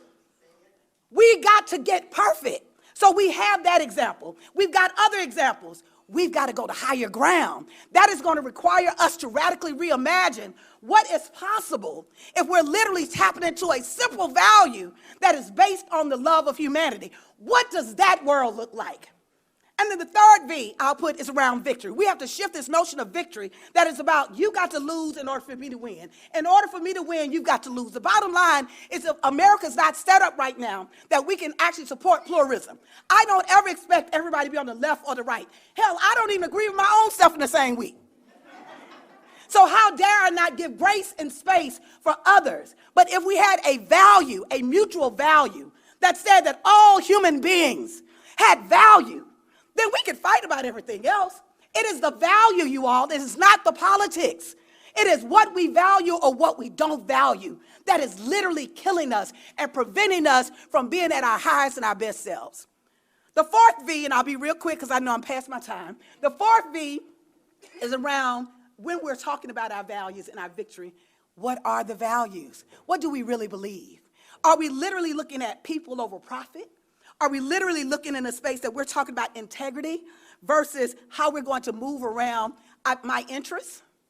Are we really looking in a space around what a victory looks like and can I align with my values, even though that might not seem like there's the easy pathway? And the last thing, and I'm quite sure you all know what that V stands for, vote. And so at Black Voters Matter, as I get ready to wrap up and go to my seat, at Black Voters Matter, Cliff Albright and I, in 2017, we had a vision. We didn't have any money. We had no infrastructure. We had a vision, and we had enough human spirit to believe that, and we had the audacity to create a fund with no money. Like, how do you create a Black Voters Matter fund with the audacity to believe that we would be able to support folks? And what we did last year alone, we literally contributed $10 million to over 700 Black-led grassroots groups that are doing work on the ground and will continue to grow, and that was one of our organizations. I'm raising that and lifting up what the possibilities that exist when we're not limited by what we see, but that we're driven by our radical reimagining of the world. And so I don't know about you, but as I go to my seat, what I will say is I hope in this moment that we're not sitting literally like, why can't we get to the good old days? Because there's not been a good old days for many in this nation, right? I'm hoping that in this moment that this discomfort births something in you to let you know that we've got to vision greater, that if we want more, that we've got to literally tap into something that is greater than just what we see in this moment. I'm hoping that in this moment, as we're sitting in this discomfort, it's not a matter of, oh, that's what the Republicans are doing. The question is not about what they're doing. Really, the answer is, what are we going to do? Because the moment that we collectively decide that we're going to shift this country and the values of how we see the economy and the values of how we see politics and the values of how we see the entire geopolitical landscape. The moment that we decide that we're going to shift that and show up in that way, I am an example of a people that 600 Black folk stood on the Edmund Pettus Bridge in Selma, Alabama. And when this whole nation couldn't figure out democracy, those folks knew they were going to be met with billy clubs, and they knew they were going to be beaten, yet they persisted. And because they had a belief in their agency, and they had a belief that they were standing on the right side of humanity with love in their hearts, they changed the nation. Just recently, a journalist that I know, and I know it's my time, a journalist that I know that is in the Ukraine, actually said that he's a Black journalist, that when he's walking up to people, they're saying, we see this like the civil rights movement. what is happening in Ukraine right now, there are people right now that are still tapping into the energy of what those 600 black people did, because they had the courage and the agency and the belief that went along not just with the strategy, but with the spirit of the movement. Peace and blessings. Let's be changed and transformed in this moment. Thank you.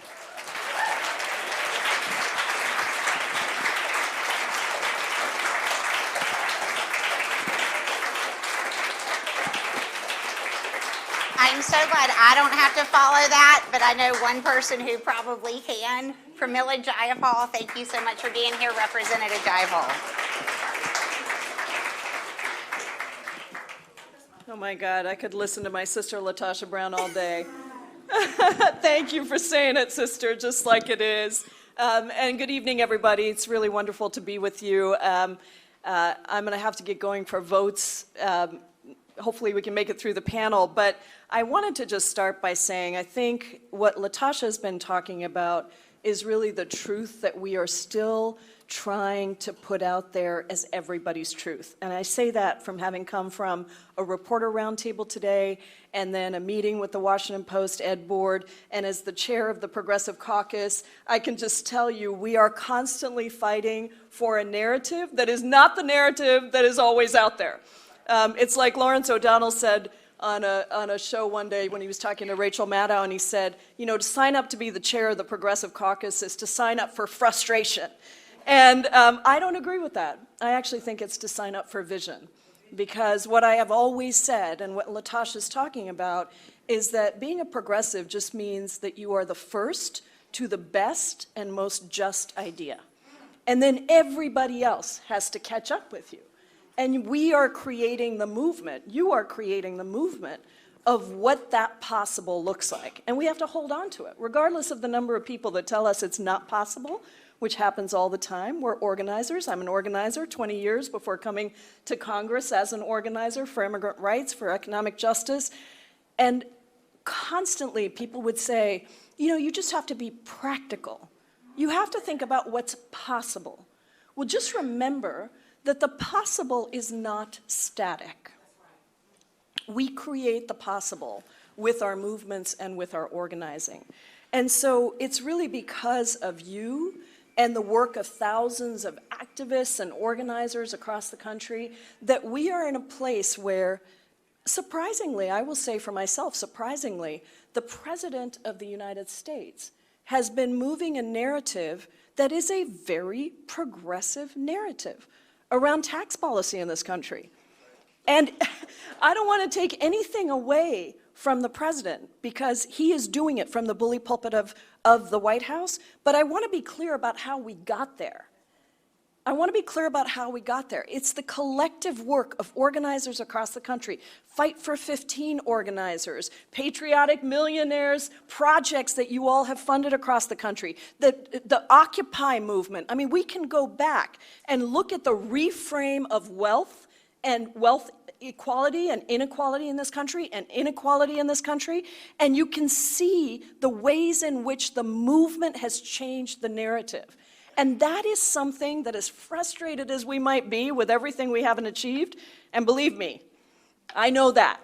I know that very well. I've worked on immigration, I've worked on economic justice, and of course, leading the fights on Build Back Better last year to make sure that nobody gets left behind. It's easy to lose sight of what we have achieved.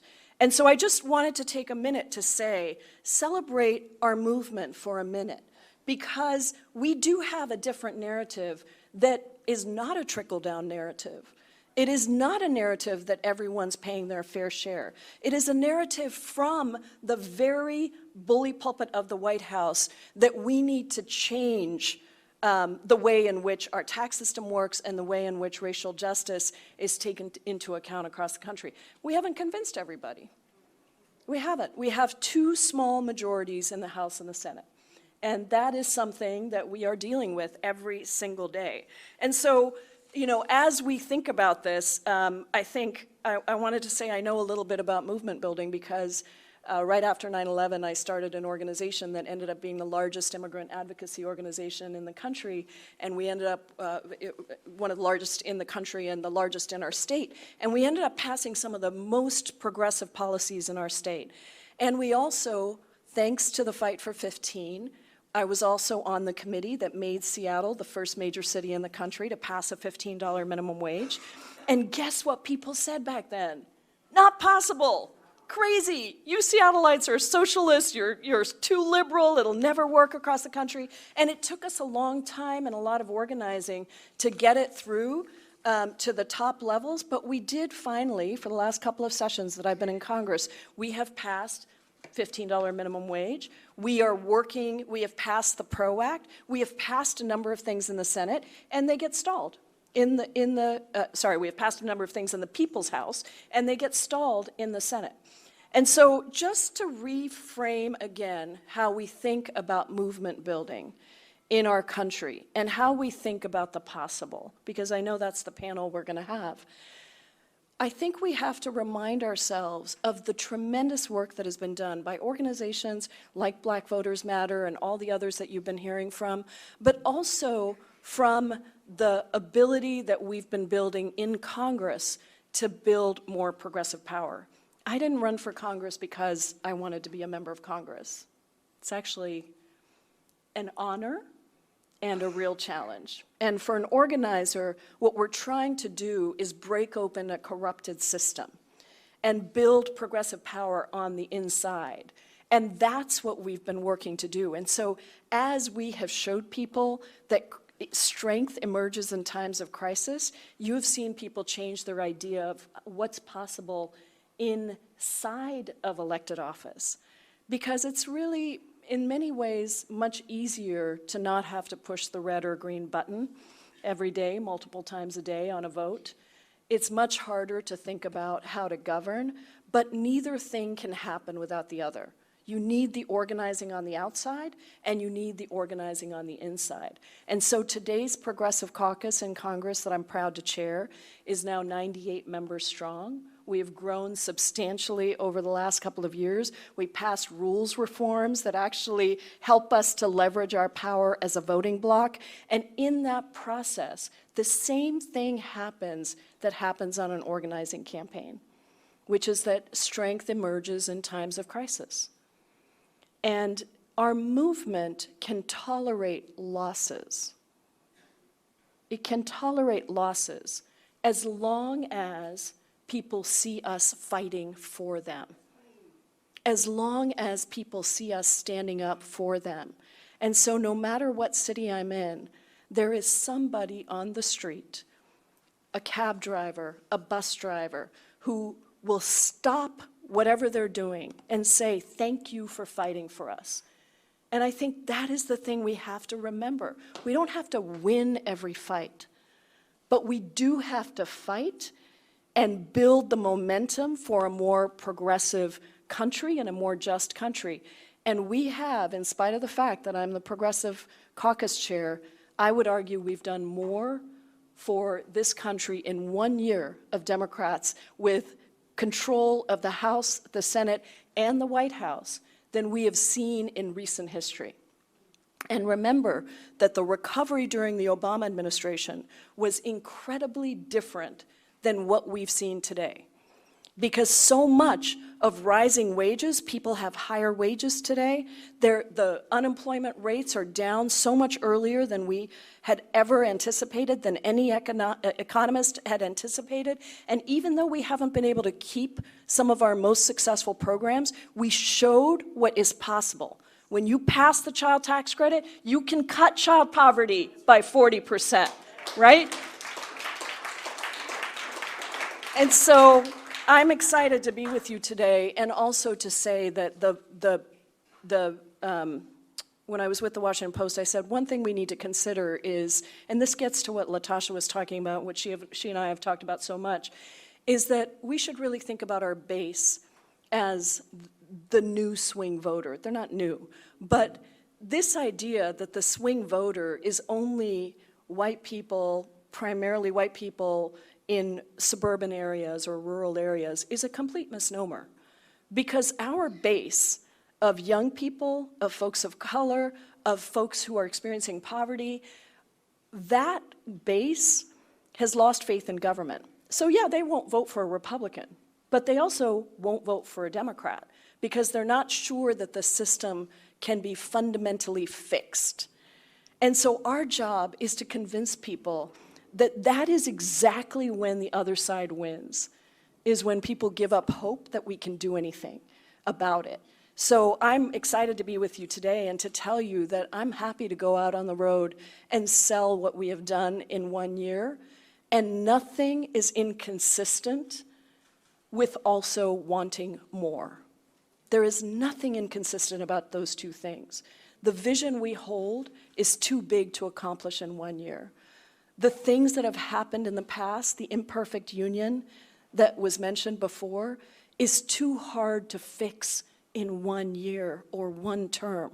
But there is nobody in the history of the world that has moved really important change on civil rights or civil liberties or economic justice that ever won quickly. If it was easy, it would be done.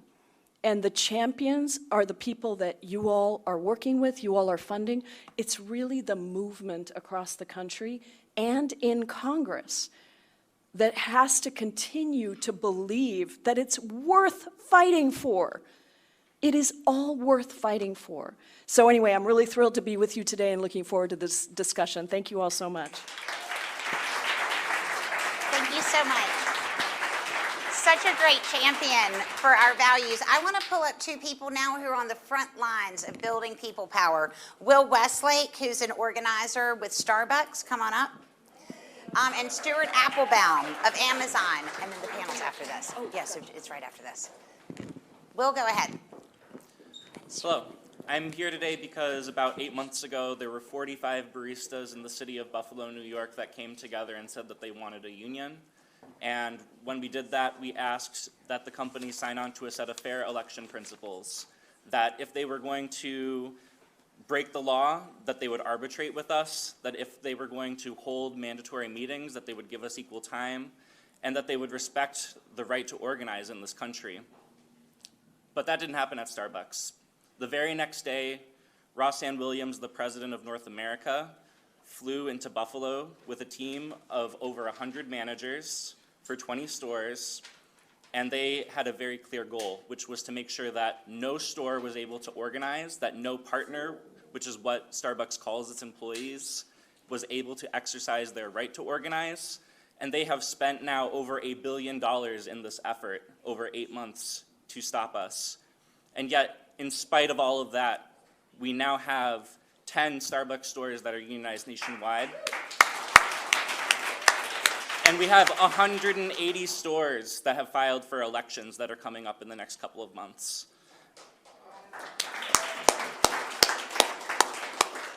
But I wanted to give you all a sense of what that has actually looked like on the ground. So as I said, with over 100 managers in a city, you can imagine a Starbucks cafe with 6 or 7 managers behind the counter. You can't get more than 10 feet away from a manager, and they have a goal, which is to watch and to intimidate and to threaten all of their employees. The day before we actually were able to have our election, when their ballots were mailed out, I was put in a meeting by myself with 6 managers. They divided us up, they figured out and took note of exactly how can we get this person to vote no. And with me being one of the original 45 people, they thought that that took 6 managers. They told me, you will not have health care. You will not be able to pick up shifts. You will be on an island and no one will be able to help you. This kind of rhetoric is unacceptable. And more than that, it's getting worse. Howard Schultz, the founder of the company, recently took control, and just an hour ago, we had an organizer, Layla Dalton, who's 19 years old, she's worked at the company 3 years, be fired. Every shift that she's worked the last 2 weeks, she has been pulled off of the floor with multiple managers to be disciplined for actions, including texting one of her managers and for posting about managers talking to her on the floor on social media, Those are her only infractions. And Starbucks has fired this person because they will not give up on this message. And more than that, they've been emboldened by the fact that now a dozen people have been fired across these 180 stores, and the National Labor Relations Board has done nothing to stop it.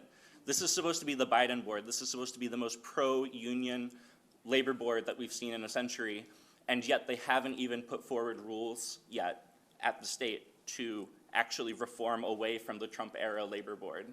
It takes a whole year for these policies to actually go into effect. We're 2 years into this pro-union presidency, and there is nothing that has been done in all terms on the ground to actually fix this issue. So we want to put pressure on the NLRB to actually respect the right to organize, to tell Starbucks and companies like Starbucks that they aren't able to fire people and get away with it and have no accountability, because that's what we're trying to do. We're trying to build accountability. We want to rebuild a middle class in this country for working people, and we want to actually tell oligarchs like Howard Schultz that they don't get to try to make these decisions for everyone anymore, that they need to start listening to more people, and that's how I believe we're going to be able to change this country. Thank you.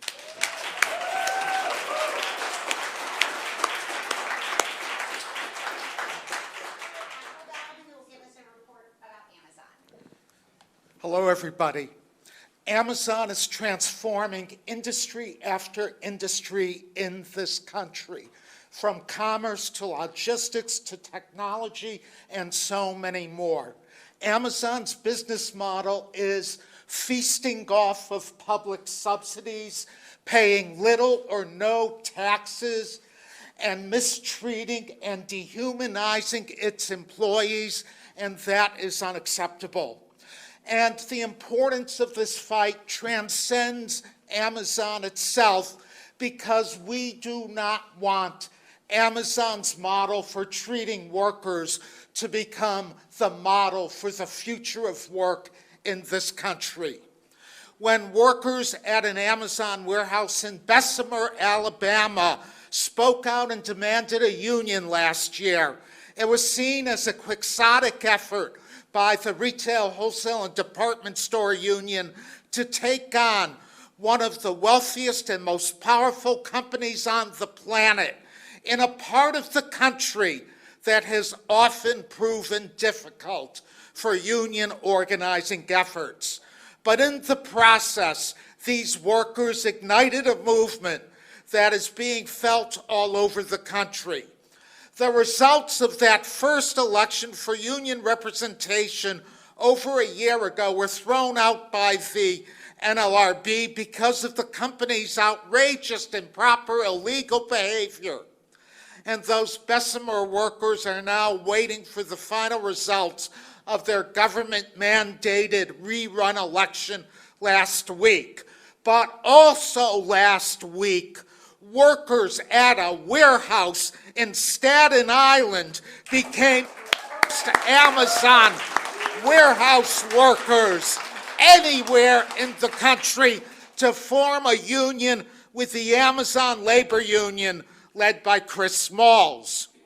Regardless of whatever may be the results of the second election in Alabama, the workers at these two locations have done something historic, and they have opened the door to further organizing all across America at Amazon and elsewhere. Workers everywhere now understand that if you can stand up to Amazon with all its money and power and with 1.1 million employees, even in Alabama, and successfully in New York, then you can come together and stand up to your employers anywhere in this country. Workers inspired by these efforts are already forming unions for the first time at places like Starbucks and REI and so many other companies. This is really a sign of more to come, and it holds the promise of permanently shifting economic power back to workers. whose hands it has been slipping out of for generations. There is a moment going on right now in America. Workers are tired of being treated like a disposable commodity. And too many saw during the pandemic the blatant disregard for their health and safety demonstrated by their employers.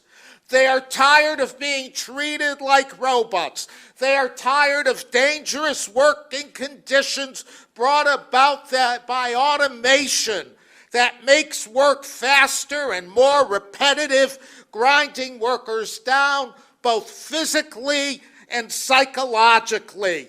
They are tired of constant surveillance and a lack of respect for their humanity, both of which are infamous at Amazon. And they are tired of being thrown crumbs while the corporate elite takes joyrides into outer space. They are tired of not sharing in their employers' enormous profits. There is a moment right now, and we have to do whatever we can to support workers who are standing up. These elections at Amazon facilities are just the beginning. A wildfire is going to spread. Organizing encourages further organizing. And someday we will be able to say it all began in Bessemer. Thank you very much.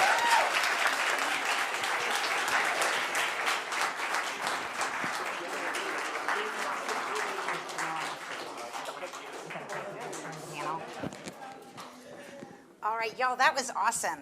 I'm going to ask Dorian Warren, co-president, where did he go? Of the Center for Community Change, to come up and join our panelists, moderator Ryan Grimm. Is Ryan here? And Abby Disney, Latasha Brown, and Congresswoman Jayapal. We've heard a lot of information. Now let's break it down a little bit with Ryan Grimm from The Intercept. And Dorian, just say a few words. We're cutting Dorian a hair short because we got to. The only thing I'm going to say is, as a pro tip, never follow Miss Latasha Brown whenever, in any event, when she's speaking.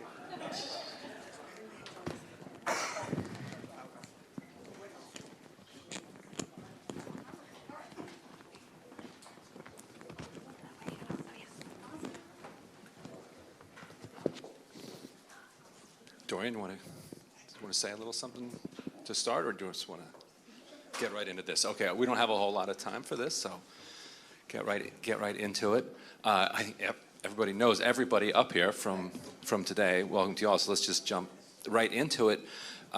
So Congresswoman Jayapal, you were talking earlier about the Fight for 15 in Seattle. That overcame a lot of different obstacles. One of them, the local newspaper. Local newspaper just endorsed your antitrust legislation.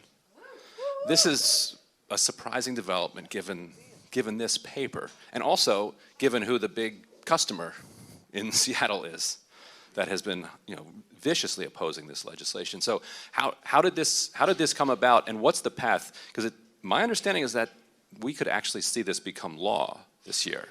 Yeah, thank you so much. Is this on? Okay. Yes, this was a big deal.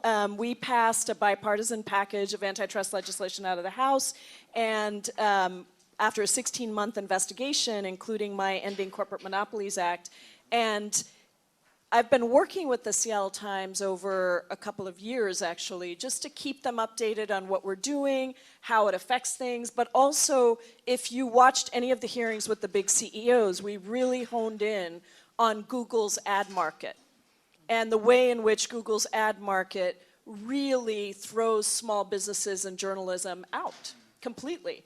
And so after quite some time of negotiating or educating on this issue and recognizing that Amazon is obviously our hometown employer, and so even for me to take on Amazon is a big deal, but I've been clear that this isn't taking on Amazon per se. It's taking on corporate monopolies that prevent people and small businesses from having a fair shot. And I describe it as, and I described it this way to the Seattle Times, that it's like being on a field for a game, and you both set the rules, you call all the plays, and you play on the team, and it's just not fair, and it's not fair to small businesses. I will say Microsoft has been helpful in this conversation as well, because Seattle knows what happened with Microsoft's antitrust lawsuit, and in many ways, I think we can make the argument that there wouldn't be an Amazon or a Facebook without Microsoft having gone through that. And so in some ways, Microsoft is the adult in the room. But that combined with, I think, the real focus on monopolies and tying it down to the individual consumer and the small business. And so when those small businesses testified before us, it made a difference. And we were able to point to example after example of how innovation is stifled, and also the effects of monopsony and monopoly. So this week in the Select Committee on Economic Disparity that I was appointed to, we'll be doing our first hearing on labor monopsony. And we will be doing a set of field hearings in Seattle for that same committee around workers, and the focus will be on workers and policies that really lift up workers and reduce disparity. And I think the Seattle Times has been a great partner as we've been working on that. And Disney in particular has a monopsony situation going on in Orlando. They're the big fish. I'm curious, what role does monopoly play? And you talked a little bit about this yesterday, maybe you could expand on it. What role does monopoly play in your analysis of Disney's corporate power? Do you think they should be broken up? And if so, what would that look like? They should absolutely be broken up. The Fox deal went through under the Trump administration. Nobody lifted an eyebrow about it. But as an independent filmmaker, frankly, with a film, that's looking for a streaming deal, there's nobody in the marketplace who will stream a film critical of Disney. That is the definition of a media monopoly. And just as it sounds like a ridiculous example, but the first time I ever really stepped in it and said something incredibly impolitic on television about Bob Iger, I got a call from every single media outlet in the country, every single one except for ABC. Now, it's funny in a way, but it's really, really not funny, because, were this truly, truly a newsworthy thing, they weren't going to cover it. So, yes, they should be broken up. And we should be looking at all the media companies with an eye toward how is this inhibiting news from getting to people, and how is it promoting misinformation getting to people. They've really stepped in it around the Don't Say Gay bill in Florida, handled it really badly, and are now in a terrible position. And I'm delighted, because it will force them to have to step up and do the right thing. Right. And Dorian, what's the simple way to communicate how this corporate power is now translating through the economy and the inflation that people are feeling? A simple way is talk to people, organize. And let me back up and amend what I said. Pro tip, never follow Ms. LaTosha Brown unless you're the organizer-in-chief in Congress and the chair of my favorite caucus, the Congressional Progressive Caucus. Ryan, I would say organize, and I'm looking out at this room, and I want to make sure that the next time Erica Payne and Morris organize a convening, that this room is triple in size. So, it's not only, and I'm a grassroots organizer, I organize poor and low-income folks, and a few of my staff members are asking me why I was at this conference. Like, why are you going to that thing? And I'm here to tell you to organize. Yeah, exactly. Each of you is embedded in a social network with people. I know Abby knows this, because she's been doing it. Next time there's a convening, each of you should raise your hand if you can commit to bringing 3 people that you know with you here. Next time. We need you to organize. Ms. LaTosha Brown is organizing, I'm organizing, Saru's organizing. Lots of folks here are organizing low-income working class folks, but we also need you to organize your folks. And so that's part of the answer, Ryan, is it's an all-hands-on-deck moment. And the collective power of wealthy people in this room are the countervailing power to American oligarchs. And that's actually a way to communicate, is to have, because to get people in this room, you got to talk to them. It's not a tweet, it's not a TikTok, but do that if you feel like it. But you got to actually have conversations with folks and talk about the threats to not just our democracy and our planet and marginalized folks, it's like all the things are at risk right now. So how are you going to go back and have conversations and make sure that this room is overflowing next time? That's the way to communicate. And Latasha, organizing is obviously dependent somewhat on kind of the mood out there. You know, you're going door to door, you're going through neighborhoods, and you can just kind of get a sense of whether or not people are listening to what you have to say, or whether they're open to hearing it, or whether they're not. I'm curious, as someone who's been out on the ground a lot over the last several years, what's 2021 like? What's 2022 like? And what needs to happen between now and the end of 2022 for there to be some pop on the ground? You know, it's interesting. I think of movements and I think of organizing as I think about the ocean. You know, the ocean, there's always a current, right? Sometimes the current is deeper. Sometimes the current is literally knowing where you are in the ocean. We're in protracted struggle. And part of what I think is our problem is unless we see millions of people in the streets, right, we think nothing is happening, right? And so there's ebbs and flows to movement. There's change that is happening. There's an entire political electorate that is shifted in terms of age. No longer the baby boomers, right?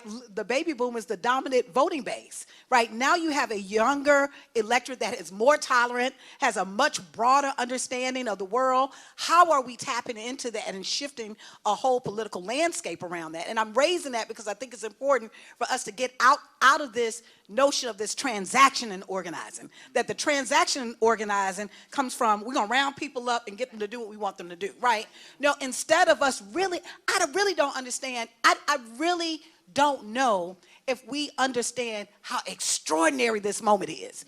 This is a moment that people are paying attention to politics that don't normally pay attention to politics, right, across the board. The one gift that Trump did give us is that he made everybody pay attention, right? They were like, well, I don't know what is happening, but something ain't right, right? And so the challenge is in that opening, how are we moving people forward? And so I think as when I'm looking at 21, 22, 20, I want to take us back to Georgia because we can see what happened in Georgia in 2020, but let me take people back to 2018. In 2018, there was a governor's race that you all are aware of, that Brian Kemp, who had been the Secretary of State and abused his power to actually eliminate hundreds of thousands of voters from the voting rolls, right? And then there was a candidate, Stacey Abrams, that wound up being the Democratic nominee in this race. There was so much energy on the ground in that race, and as a result, what we know is she lost. Well, many of us feel it was stolen, but nevertheless, she didn't capture the seat.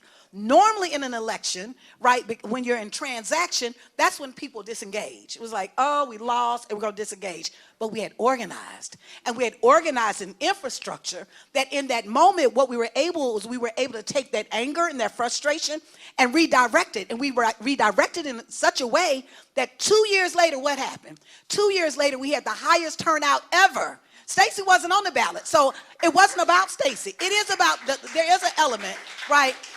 But I'm raising that because we think that it takes the charismatic Messiah candidate, right? That's a part of the process. That's certainly a fire rod, and that's a sister that I support. But it really is around how do you create the infrastructure, the ecosystem, to be able to respond where people are engaged and see themselves engaged. And so what I think in 2022, I think we're still in this process. I think we're still in this process, this transitory process around how people engage in politics and in democracy. But I do believe that it's an opening. I believe there's an opening of change.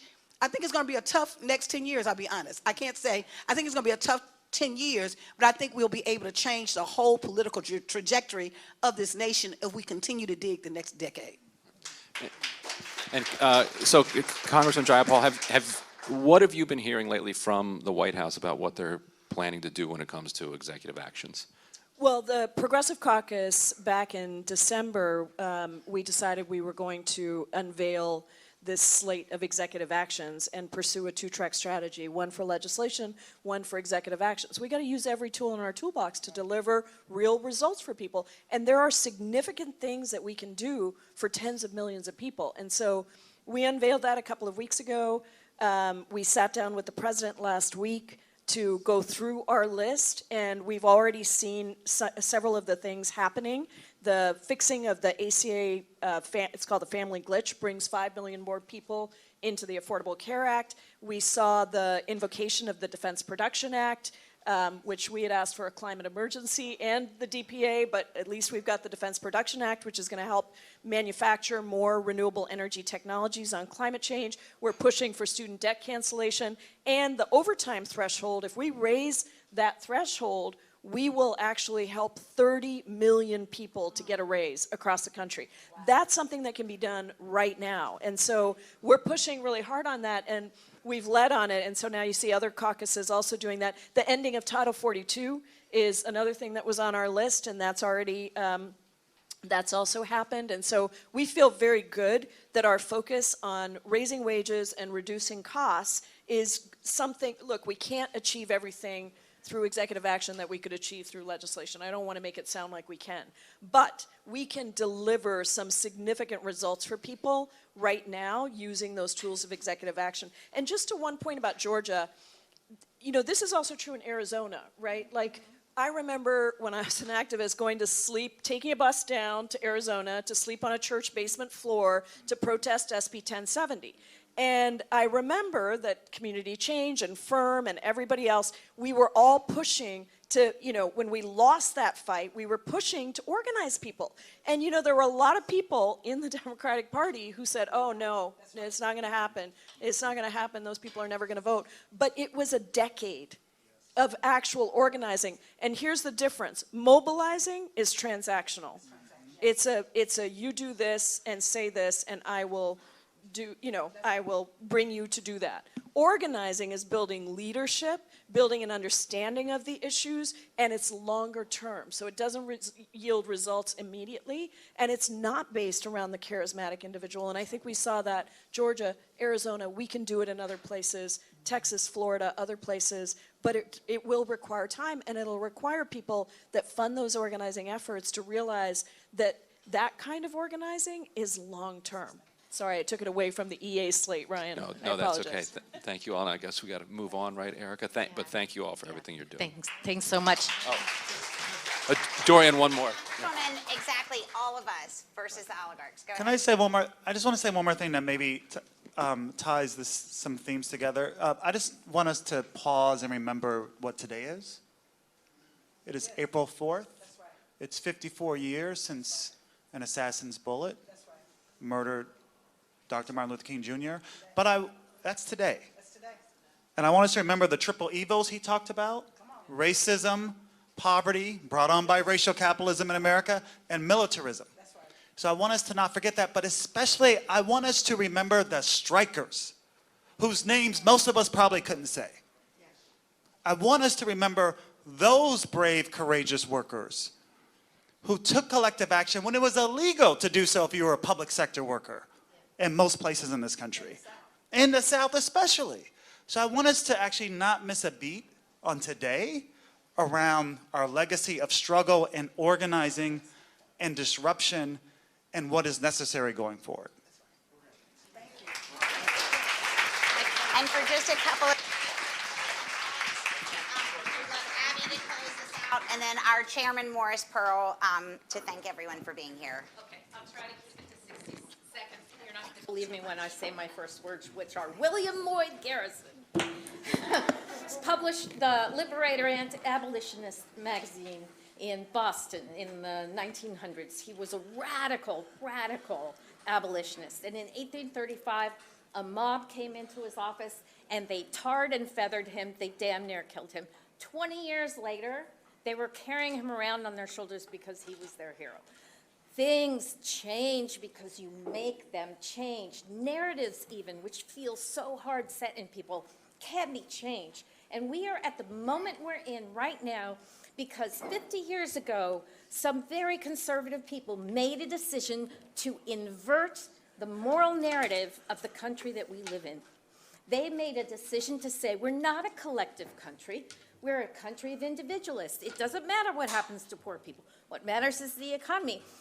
If you want to do yourself a favor, go Google the Powell Memo and read it. And then all of those strategies we need to be bringing to this: education, healthcare, paying attention to what's happening in the newspapers, get the media working with you.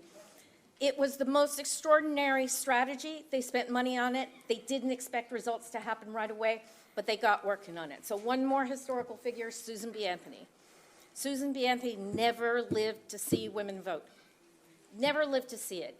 May we all be so generous that we commit ourselves to something we never hoped to live to see, because that is the only right size for us to commit our lives to.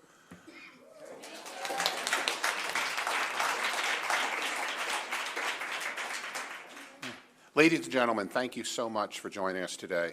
You know, Gary told us at the beginning that our nation is at a crossroads. We go in different directions. This nation could soon be a distant memory our grandchildren study, like Athenian polis of 2,600 years ago or the British Empire of 150 years ago. But this is not the first time we've had crazy problems. We had a civil war in this country within sight of this building. We had people killing each other in my lifetime from Selma to Boston. And we can survive this too. And we will.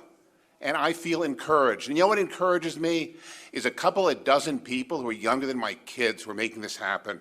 Jody and Chloe and Renee and Sam, Bex, Jean, Chris, Izzy, Dylan, Peter, all the guys you see around you, Rachel, Emily, Amanda, Stephen, Gabby, Fred, Jake. These are the people who are making this happen, the next generation, and they're going to win. Thank you very much.